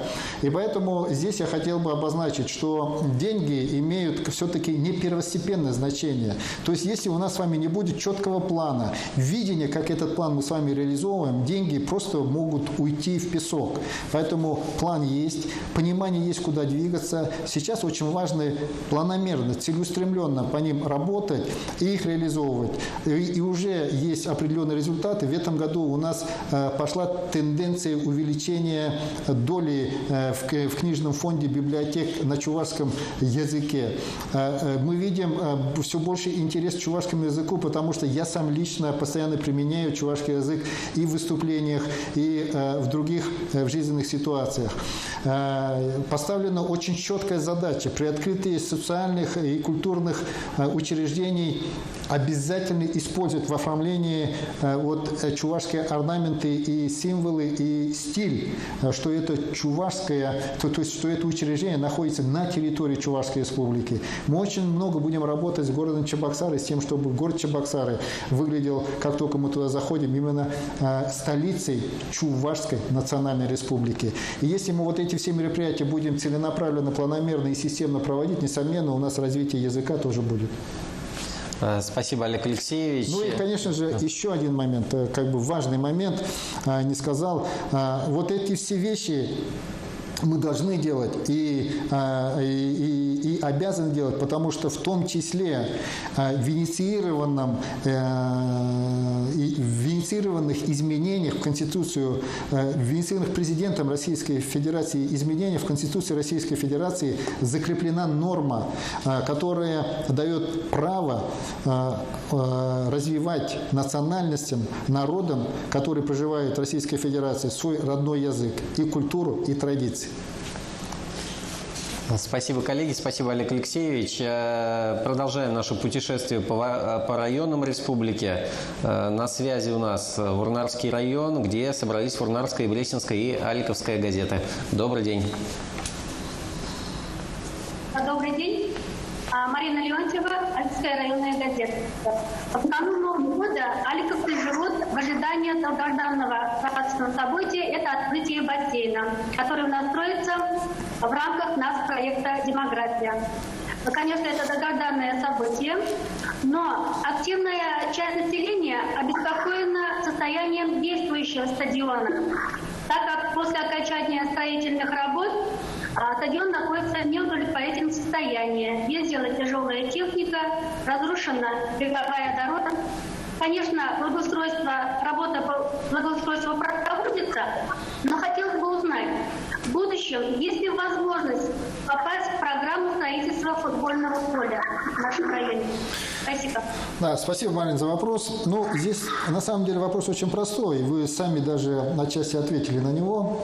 Очевидно, что все, что разрушено с подрядной организацией при строительстве бассейна, будет восстановлено. Ну, я прежде всего аликовцев поздравляю, что бассейн в ближайшие дни должен быть введен в эксплуатацию, и у вас появится дополнительная возможность заниматься спортом, хотя там замечательный фок у вас, и рядом еще появится бассейн. Восстановительные работы, я думаю, что должны быть произведены весной. Так будет более надежнее и лучше, потому что сейчас, очевидно, их провести даже нет смысла, на мой взгляд, если там какие-то разрушения. Хотя, по моей информации, там какие-то работы уже подрядчикам проведены. Но я бы не стал их сейчас подгонивать, потому что мы с вами можем увидеть под снегом ровное покрытие, а весной могут появиться совершенно другая картина. Поэтому лучше уж давайте дождемся весной он исправит. А насчет, мне кажется, более важный вопрос возможности строительства нового стадиона. Да, конечно, вы, я думаю, не просто можете, а обязаны рассчитывать и стремиться всячески к этому, чтобы у вас появился новый стадион, новый современный стадион, потому что я знаю ваш стадион, он, конечно же, на фоне новых объектов уже выглядит совсем, скажем так, даже не знаю, какое слово. Он вроде бы пригодный, он хороший, но на фоне новых объектов он уже выглядит совсем уже другим. Поэтому, конечно же, надо это делать. Для этого надо, как я уже говорил, запланировать соответствующие мероприятия, запроектировать. Тем более мы сейчас очень активно развиваем спортивную инфраструктуру. То есть в этом году у нас было в планах построить 10 футбольных полей, но, к сожалению, построили только 5. Там есть разные причины. Еще 3 будут введены на следующий год, они переходящие объекты, 2 не смогли даже начать. Поэтому, если была бы проектно-сметная документация, ввиду того, что деньги были заложены, Аликовский район уже в этом году мог бы начать реализовывать этот проект, потому что, очевидно, если где-то кто-то не справляется, мы эти деньги перекидываем. Но программа будет продолжена, и они будут реализовываться. Тем более, мы подписали соглашение с организацией, которая называется школьная спортивная лига, возглавляет его известная фигуристка Роднина Ирина Константиновна, и они реализовывают сейчас строительство таких факотов, называется, это физкультурно-оздоровительные комплексы открытого типа. Там не только футбольное поле, беговые дорожки, но есть еще ряд объектов, которые дополняют и делают это поле очень привлекательным. Они не так дорого стоят, чуть-чуть дороже, чем футбольное поле, но зато являются очень таким универсальным местом, где может население проводить активным образом в свое время. И первый такой объект уже в этом году был построен в городе Чебоксары, около гимназии номер 1. И у нас в планах в том числе такие объекты тоже дальше строить. Поэтому планируйте, активизируйтесь, стучитесь в Минспорта. Но мы уже поддержим, когда все будет готово обязательно. Коллеги, спасибо. Еще раз перемещаемся в Шумерлю. У Порецкой газеты есть вопрос. Наша сплоченная группа приветствует участников пресс-конференции. В Порецком районе, как и везде, много нерешенных проблем и дел, которые нуждаются в финансовой поддержке из республиканских и федеральных бюджетов. На многие вопросы мы получили уже ответы в ходе пресс-конференции. Я коснусь дорожного строительства. У нас в районе есть шахта, на котором Олег Алексеевич недавно в этом году побывали, но нет перерабатывающих предприятий, поэтому кипс приходится вывозить в Мордовию. И большегрузная машина разрушает дорогу в Паменской зоне. И не первый год, значит, уже обсуждается эта тема на разных уровнях. Имеется соответствующий даже проект, чтобы построить дорогу вокруг населенных пунктов по маршруту Раздольное, Урусово, Ардакова. Казалось, что остается еще, чтобы сдвинуть это дело с мертвой точки? Нужны совместные действия Чувашии и Мордовии. Олег Алексеевич, нельзя ли вернуться к решению данных проблем с новым руководством Республики Мордовия? Спасибо. Да, спасибо большое за вопрос. Несомненно, вернемся, обязательно обсудим мы с ними. Я даже осведомлен, что есть там проектно-сметная документация, хотя вы об этом тоже сказали.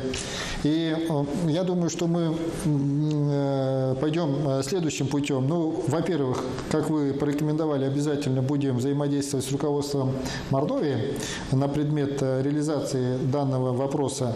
Ну и, конечно же, надо еще раз посмотреть, вот, насколько, скажем так, нам, может быть, вообще пойти по пути реализации своей части строительства дороги. И поэтому мы, значит, оперативно с Минтрансом с нашим обсудим этот вопрос и поймем. Ну, естественно, после общения с нашими коллегами из Мордовии, ну и, конечно же, с тем предприятием, которое реализовывает вот там такую хозяйственную деятельность. Я думаю, что с ними тоже этот вопрос, ну, определенным образом надо обговорить и понять, потому что когда они используются имеющейся инфраструктурой, ну, наверное, они тоже должны, как социально ответственный бизнес, определенную нагрузку найти. Но я себе записал, этой темой займемся. Вопрос абсолютно частный и, как бы, очевидно, требующий более глубокого погружения. Договорились? Спасибо. На связи у нас интернет-издание «Наша версия», Мариэл, Чувашия. Пожалуйста. Здравствуйте. Наша версия, Тимур Хабибов. У нас вопрос о школьном питании. Вот в связи с подорожанием некоторых продуктов родители школьников, особенно младших классов, интересуются, достаточно ли для обеспечения качественным бесплатным горячим питанием в школах выделяемых вот на сегодня 52-53 рубля на одного ребенка. Ну вот для сравнения, в соседней Нижегородской области это 60-80 рублей, а вон, например, в Мурманской вообще 158. Так вот вопрос, планирует ли руководство Чувашии увеличить каким-либо образом стоимость бесплатных обедов, тем самым, возможно, снизив претензии по качеству и количеству блюд? Ну, мне кажется, вот ваш вопрос надо разделить на две части. Ну, первая стоимость, то, что вы сказали, второе качество. Вот второе важнее. Второе важнее, и над этой темой мы сейчас работаем. Вот когда мы вторую составляющую, качество, обеспечим, да, вопрос уже как бы стоимости, если мы его реализуем в рамках 53 рублей, а на следующий год эта сумма увеличится до 55,2 рублей, то это здорово. Если мы это сделаем дешевле, еще лучше. А для этого мы сейчас очень много работаем. И работаем, прежде всего, с местными производителями и нарабатываем практику взаимодействия с тем, чтобы за счет местных производителей производить такие продукты, которые будут и полезны детям, и доступны с точки зрения их стоимости. В том числе готовы для этого развернуть новое производство. И такая работа сейчас ведется очень активно. Я надеюсь, она даст плоды. Теперь, возвращаясь к стоимости. Ну, стоимость мы с вами должны исходить из чего? То есть, есть такое понятие, как потребительская корзина, да, которая формируется из стоимости определенных продуктов. Так вот, в детском питании тоже есть такое понятие, как меню, которое утверждено Роспотребнадзором. И вот стоимость тех продуктов, которые входят в это меню, очевидно, она разная на территории разных субъектов. Но их точно не сравнишь с Мурманском и Чувашией. Да, там это разные регионы, Арктика и Чувашия. И, очевидно, у нас она в разы дешевле, эти продукты. Тем более, многое мы выращиваем на месте. И туда Мурманск, кстати, продаем. Поэтому здесь мы в более выгодном положении в этом плане. И, очевидно, когда деньги закладывались, они как бы выводились расчетно. Я вам даже больше скажу. Вот стоимость питания, она даже разнится внутри Чувашской республики. То есть она в разных муниципалитетах, то есть 53, и если она разная, как бы единая в среднем по Чувашской республике, то на территории разных муниципалитетов она опять разная по себестоимости. Поэтому в данном случае, я бы так сказал, нам этих денег достаточно на сегодня, чтобы обеспечить детей горячим, качественным и полезным питанием. И для того, чтобы это обеспечить, мы провели достаточно большую содержательную работу. Во-первых, мы собирались несколько раз с комбинатами питания и с Чувашпотребсоюзом, которые реализовывают мероприятия по обеспечению горячим питанием, в том числе с отдельными школами. После того, как мы углубились в качество, мы поняли, что есть проблемы. Мы в течение осенних каникул провели серию мастер-классов для муниципальных школ на базе комбинатов питания в городе Чебоксары по организации питания в школах и по обеспечению их качества в рамках той стоимости и утвержденного меню. Дальше пошли следующим образом. Дальше мы закрепили шефство ведущих школ города Чебоксар над муниципальными образованиями Чувашской республики с тем, чтобы они сопровождали этот процесс. И очень здорово, что мы оказались на шаг впереди планов Минпросвещения Российской Федерации. Минпросвещение на следующий год запускает процесс наставничества одних школ над другими, то есть более продвинутых школ над более отстающими. То есть мы это уже реализовали в плане питания, и мы уже просто разворачиваем такое наставничество по всем остальным направлениям деятельности этих школ. И поэтому на сегодняшний день я вам должен сказать, что в целом у нас школьное питание, во-первых, школьным горячим питанием ученики начальных классов охвачены 100%. Для нас зоной особого внимания являются 3 школы, которые на сегодняшний день обеспечивают горячим питанием за счет привозной еды, потому что там нет у нас пищеблоков в этих школах. И мы думаем, как это обеспечить. То есть строить новый пищеблок там бесполезно, потому что школы маленькие, детей мало. Но на сегодняшний день нет в планах и закрытия этих школ. Мы намерены их держать максимально. Но при этом дети там обеспечены качественным горячим питанием. Им привозят их, и все довольны. И нам вот тех денег, которые выделены, 244 миллиона рублей из Федерации на то, чтобы обеспечить детей. А для того, чтобы их обеспечить качественно, мы потратили 300 миллионов на модернизацию пищеблоков в текущем году. Но у нас все получается. Спасибо за вопрос. Спасибо. Двигаемся дальше. Коллеги, газета «Республика». Пожалуйста. Добрый день, Олег Алексеевич. Добрый день, коллеги. По официальным данным, за последние годы порядка 1300 предприятий в Чувашии были зарегистрированы за пределами республики. За эти месяцы что сделано и что еще будете планировать, чтобы вернуть эти предприятия на родину потенциальных налогоплательщиков?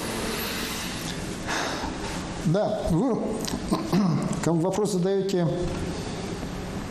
правильный, но если мы с вами посмотрим глубже, вы берете только одну часть, те, которые зарегистрированы за пределами Чувашской республики, но на самом деле есть предприятия, которые и приехали в Чувашскую республику из других регионов, то здесь баланс, он чуть-чуть с плюсом получается. Но у нас чуть-чуть больше предприятий приехало и зарегистрировалось к нам. И слава богу, у нас примерно, чуть-чуть только с минусом, количество предприятий и индивидуальных предпринимателей, которые закрыли свою деятельность и открыли заново во время пандемии. У нас там получается, если мы по юридическим лицам, у нас в районе 400 закрылись, но более 840 открылись, в 2 с лишним раза больше открылись юридических лиц. Индивидуальных предпринимателей у нас, закрылись 4800 с чем-то, открылись 4301. Там чуть-чуть баланс. И таким образом, если взять по количеству, чуть-чуть меньше. Но при этом юридических лиц, видите, намного больше. И мы с вами должны понимать, очевидно, когда юридические лица открываются, это более основательный бизнес-процесс. Это люди, там больше людей работают, это некое производство, это не индивидуальный предприниматель. Поэтому в целом эта картина достаточно неплохая. Кроме того, мы в этом году ввели такую форму, как налог на профессиональный доход, или в простонародье это называется самозанятые, которые, скажем, в нем приобретают все большую популярность и становятся полноценными субъектами малого и среднего предпринимательства. Вот таковых на сегодняшний день в Чувашской республике зарегистрировалось более чем 8100 самозанятых. Вот, поэтому мы что делаем? Мы на самом деле работаем не над тем, чтобы вернуть вот, персонально каждого вот этих там 1300 человек. Мы работаем над тем, чтобы создать благоприятные условия ведения предпринимательской деятельности на территории Чувашской республики и с тем, чтобы здесь таковых становилось все больше. Если за счет этой деятельности нам удастся вернуть и тех, кто уехал, а вполне возможно, многие уехали не от того, что там какие-то причины здесь, а возможно просто переехали или там другие причины, то мне кажется, это не совсем продуктивно. То есть, да, там, то есть не гоняться за кем-то, а создавать здесь условия, за счет которого, чтобы у нас больше становилось. И за счет этого, если мы привлечем обратно их, то это будет здорово. Но если у них иные причины, которые не связаны с условиями, мы их никогда не вернем. Что бы мы ни сделали. Мы будем за ними ходить, время тратить, но при этом не сделаем и то, что надо сделать для всех остальных. Поэтому мы здесь и это с вами должны иметь в виду. Поэтому мы нацелены на то, чтобы создать единые, благоприятные условия для всех. Ну и для этого развиваем различные формы поддержки для бизнеса. Спасибо. На связи Канашская студия телевидения, тоже совместный дуэт Канашское телевидение и Канашская районная газета. Добрый день. Коллеги, микрофон проверьте, пожалуйста. Что-то со звуком. Нет, пока нет. Пока не слышим. Может быть, уровень громкости.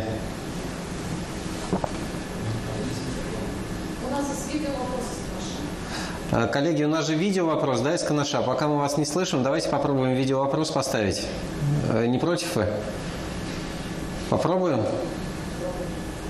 Все, хорошо. Давайте видео-вопрос, потому что вас не слышно, к сожалению. Здравствуйте, уважаемый Олег Алексеевич. Вопрос из Канаша. В последние годы проведена большая работа по ремонту внутридворовых и придомовых территорий. Была отремонтирована капитальная улица Фрунзе. Но горожан интересует еще один вопрос.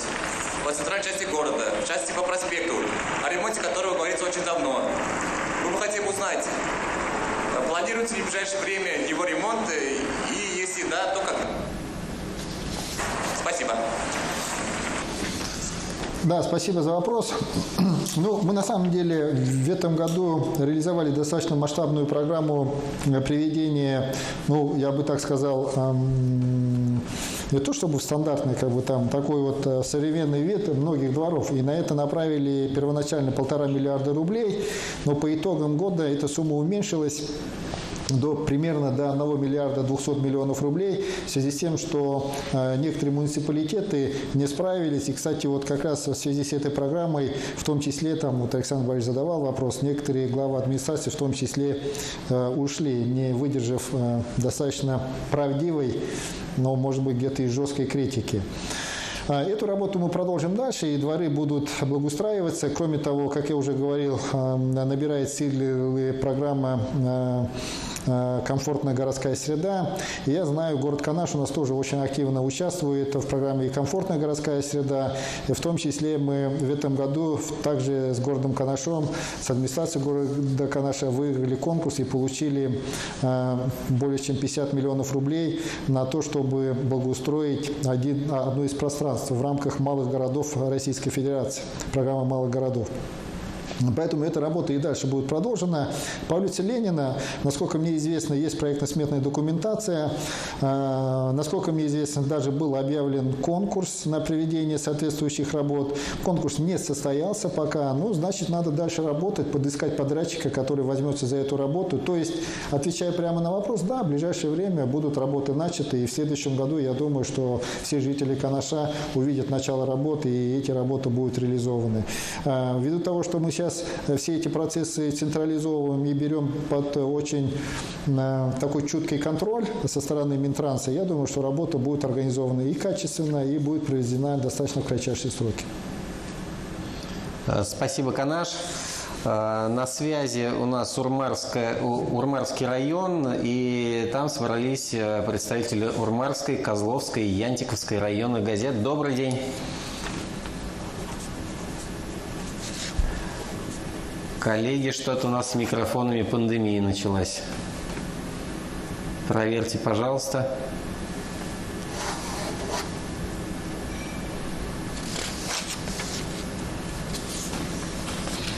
Вот. Пока не слышно, пока вас не слышно. Коллеги из Урмар, давайте попробуем перезагрузиться, переподключиться, а мы пока дадим слово Батаревскому району, где у нас Батаревская, Комсомольская, Шмуршинская, Яльчикская районная газета, да? Батарева. Тоже с микрофоном что-то. Что у нас такое? Вас не слышно. Мы вас не слышим. Посмотрите там.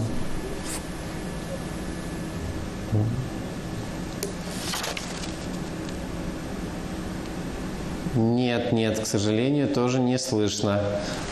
Тоже перезагрузиться? Коллеги, давайте тоже перезагрузимся.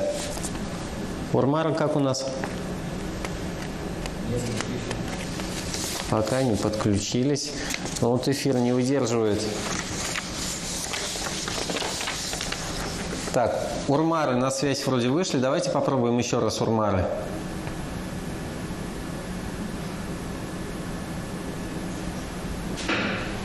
Нет, пока не слышим.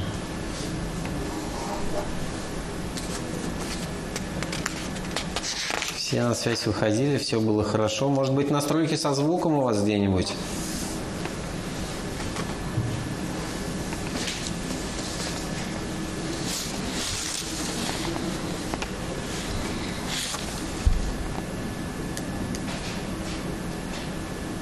Так, Батарева давайте попробуем. Александр Козлов, главный редактор Батаревской районной газеты «Авангард». Добрый день, Олег Алексеевич. Добрый день, коллеги. Олег Алексеевич, в ходе встречи с президентом России Владимиром Путиным вы подняли вопрос о достройке водоотводов Шемушинского водохранилища, чтобы обеспечить чистой питьевой водой южные районы республики. На каком этапе сейчас эта работа? Да, спасибо большое за вопрос, Александр. На самом деле данный объект является таким долгостроем в Чувашской республике. В него было вложено достаточно большое количество средств, в том числе федеральных средств. И построен замечательный объект, водохранилище, великолепное оборудование там смонтировано. И, очевидно, его надо достроить, потому что проблема водообеспечения, как вы сказали, 3 районов остается пока в повестке дня. И для того, чтобы, вот по предварительным расчетам, для того, чтобы достроить этот объект, нужно примерно 1 миллиард 700 миллионов рублей. А вложено, напомню, примерно 2,5 миллиарда уже.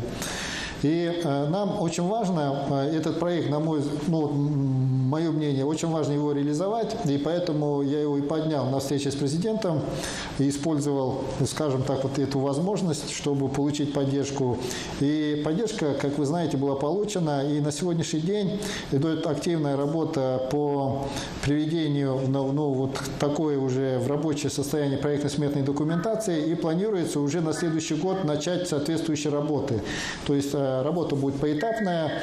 Если на стадии проектных решений предполагалось обеспечить водой 61 тысячу домохозяйства, то сегодня вот Минстрой дает, что, видать, количество домохозяйств уменьшилось, примерно 50 тысяч домохозяйств.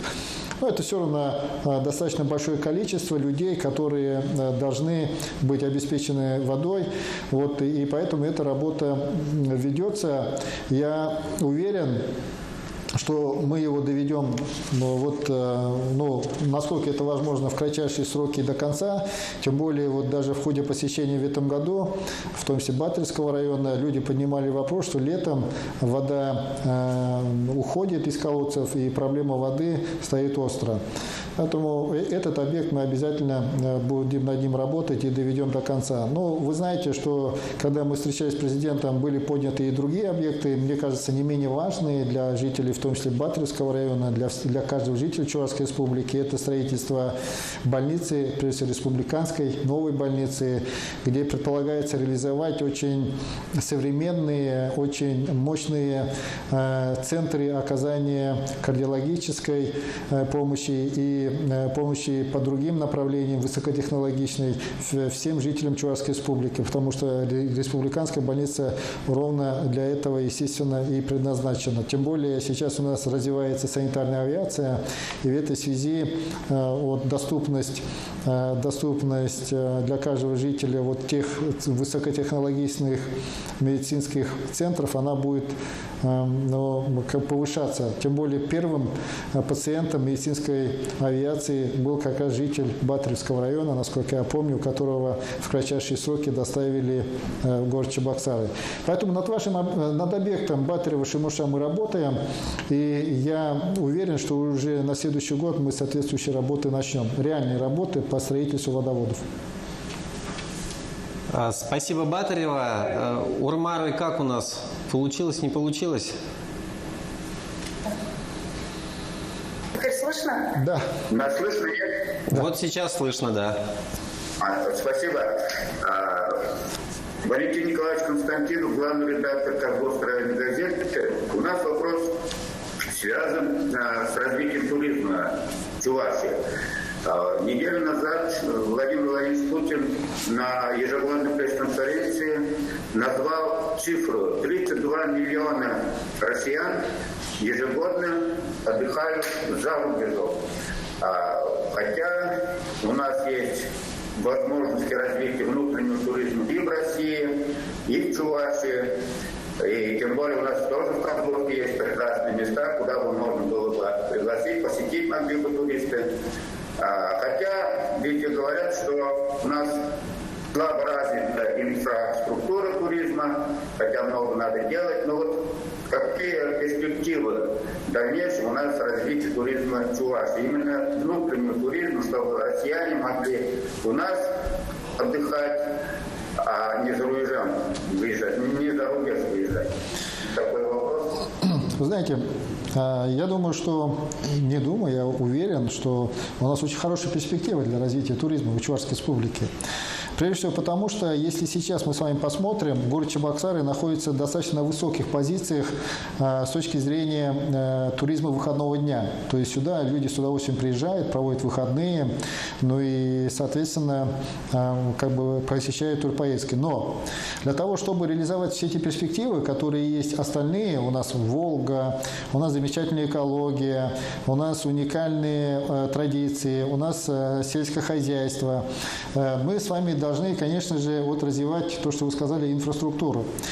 А что такое инфраструктура? Это, конечно же, в первую очередь места для размещения. Если мы с вами сейчас поедем по городам и районным центрам, то мы где с вами найдем гостиницы, где бы люди, приехав, могли бы остановиться. Раз-два, как говорится, и общался. Хотя, буквально недавно я анализировал ситуацию, город Канаш, недавно, казалось бы, гостиница, которая не была востребована, на сегодняшний день всегда полная и востребована, потому что просто-напросто администрация города и менеджмент этой гостиницы нашли возможность привести его в порядок и соответствующим образом организовать свою деятельность. Это о чем говорит? То есть, если мы с вами будем создавать инфраструктуру, потребность есть, народ к нам едет. Это первое. Второе, мы и как бы для того, чтобы было привлекательно, нам, конечно же, еще надо создавать некую, продукт называется это, да, а продукт это что? Продукт это как раз основанный на некой легенде и соответствующим образом упакованное. Вот у нас тоже как бы в этой связи у нас с вами много чего есть. То есть, во-первых, это наши культурные традиции, это те, значит, экологически чистые места, такие как Чуваш-Вармания, какие там в Вибресях есть у нас музей, который под открытым небом. Есть источники, другие красивые места, тоже железнодорожный мост Кармалах. Вот в Батыреве, не помню, какой объект у нас такой является очень привлекательным. То есть, понимаете, вот эти все вещи, если мы с вами облагородим, соответствующим образом создадим около них инфраструктуру, а дальше связываем соответствующей транспортной инфраструктурой, то мы соответствующим образом можем продвигать этот продукт дальше и включать их в программу пребывания, в понятную программу пребывания тех или иных туристов.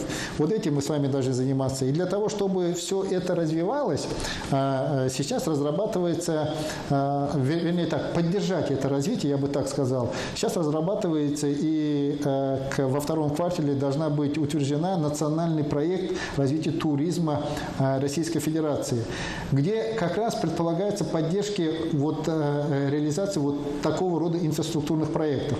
Вот опять возвращаемся к тому же. Нам с вами запланировать надо все эти мероприятия, и, конечно же, их запроектировать и быть готовыми их реализовать, чтобы поддержать соответствующую поддержку. Поэтому и у нас должны с вами появиться замечательные места размещения, тоже в городе Алатырь, в городе Шумерле, в городе Ядрин, в городе Козловка. Я не знаю, там в идеале в каждом районном центре. И тогда у нас с вами появляется возможность привлекать людей и соответствующим образом им предлагать альтернативу размещения.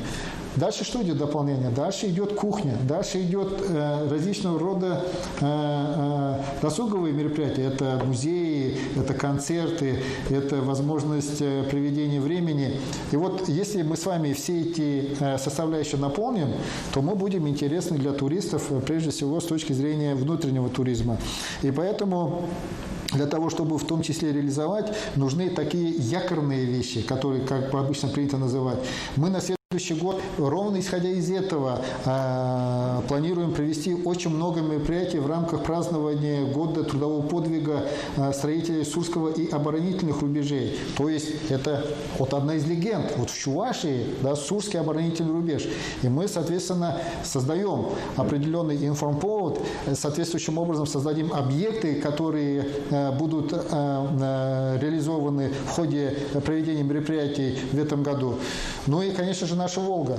Наша Волга, которая является великой рекой, русской, артерией водной Российской Федерации. И мы, конечно же, должны использовать эту Волгу. И мы для того, чтобы использовать это, в ходе встречи с председателем правительства Михаилом Владимировичем Мишустиным, мной была высказана еще одна просьба обеспечить поддержку оснащения Чувашской Республики новыми видами судов на крыльях, чтобы передвигаться по реке Волга. Это ровно то новое, которое привлекает в том числе туристов.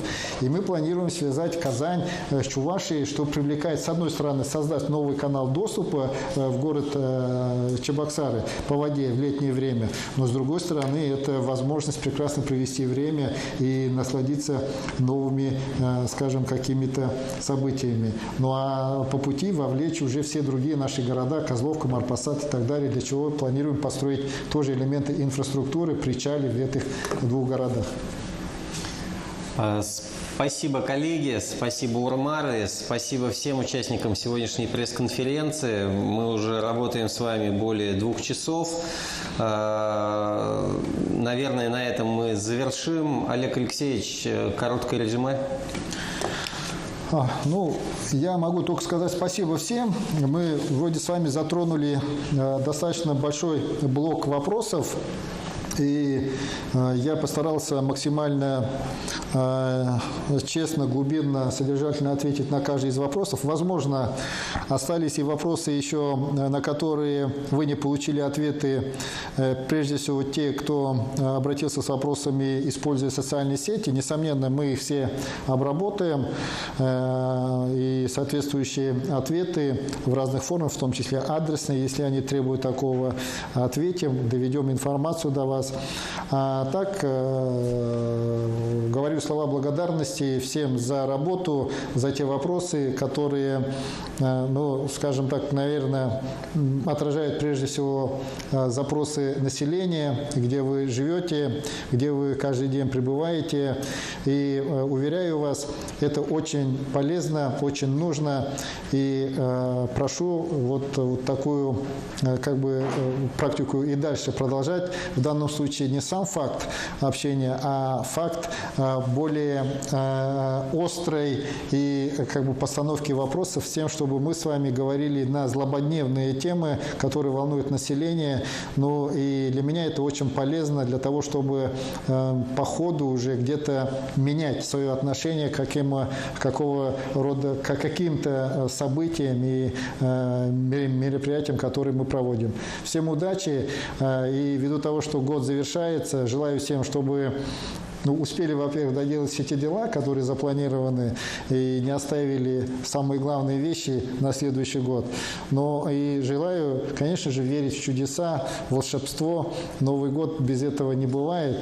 Ну а с другой стороны, кто не верит в чудеса, но они и не случаются с теми. Поэтому надо верить, надо стремиться к этому. А самое главное, надо сделать все, что от нас, от самих зависит, для того, чтобы эти чудеса претворяли в жизнь. Всем удачи. Спасибо. Спасибо большое, коллеги. Завершаем.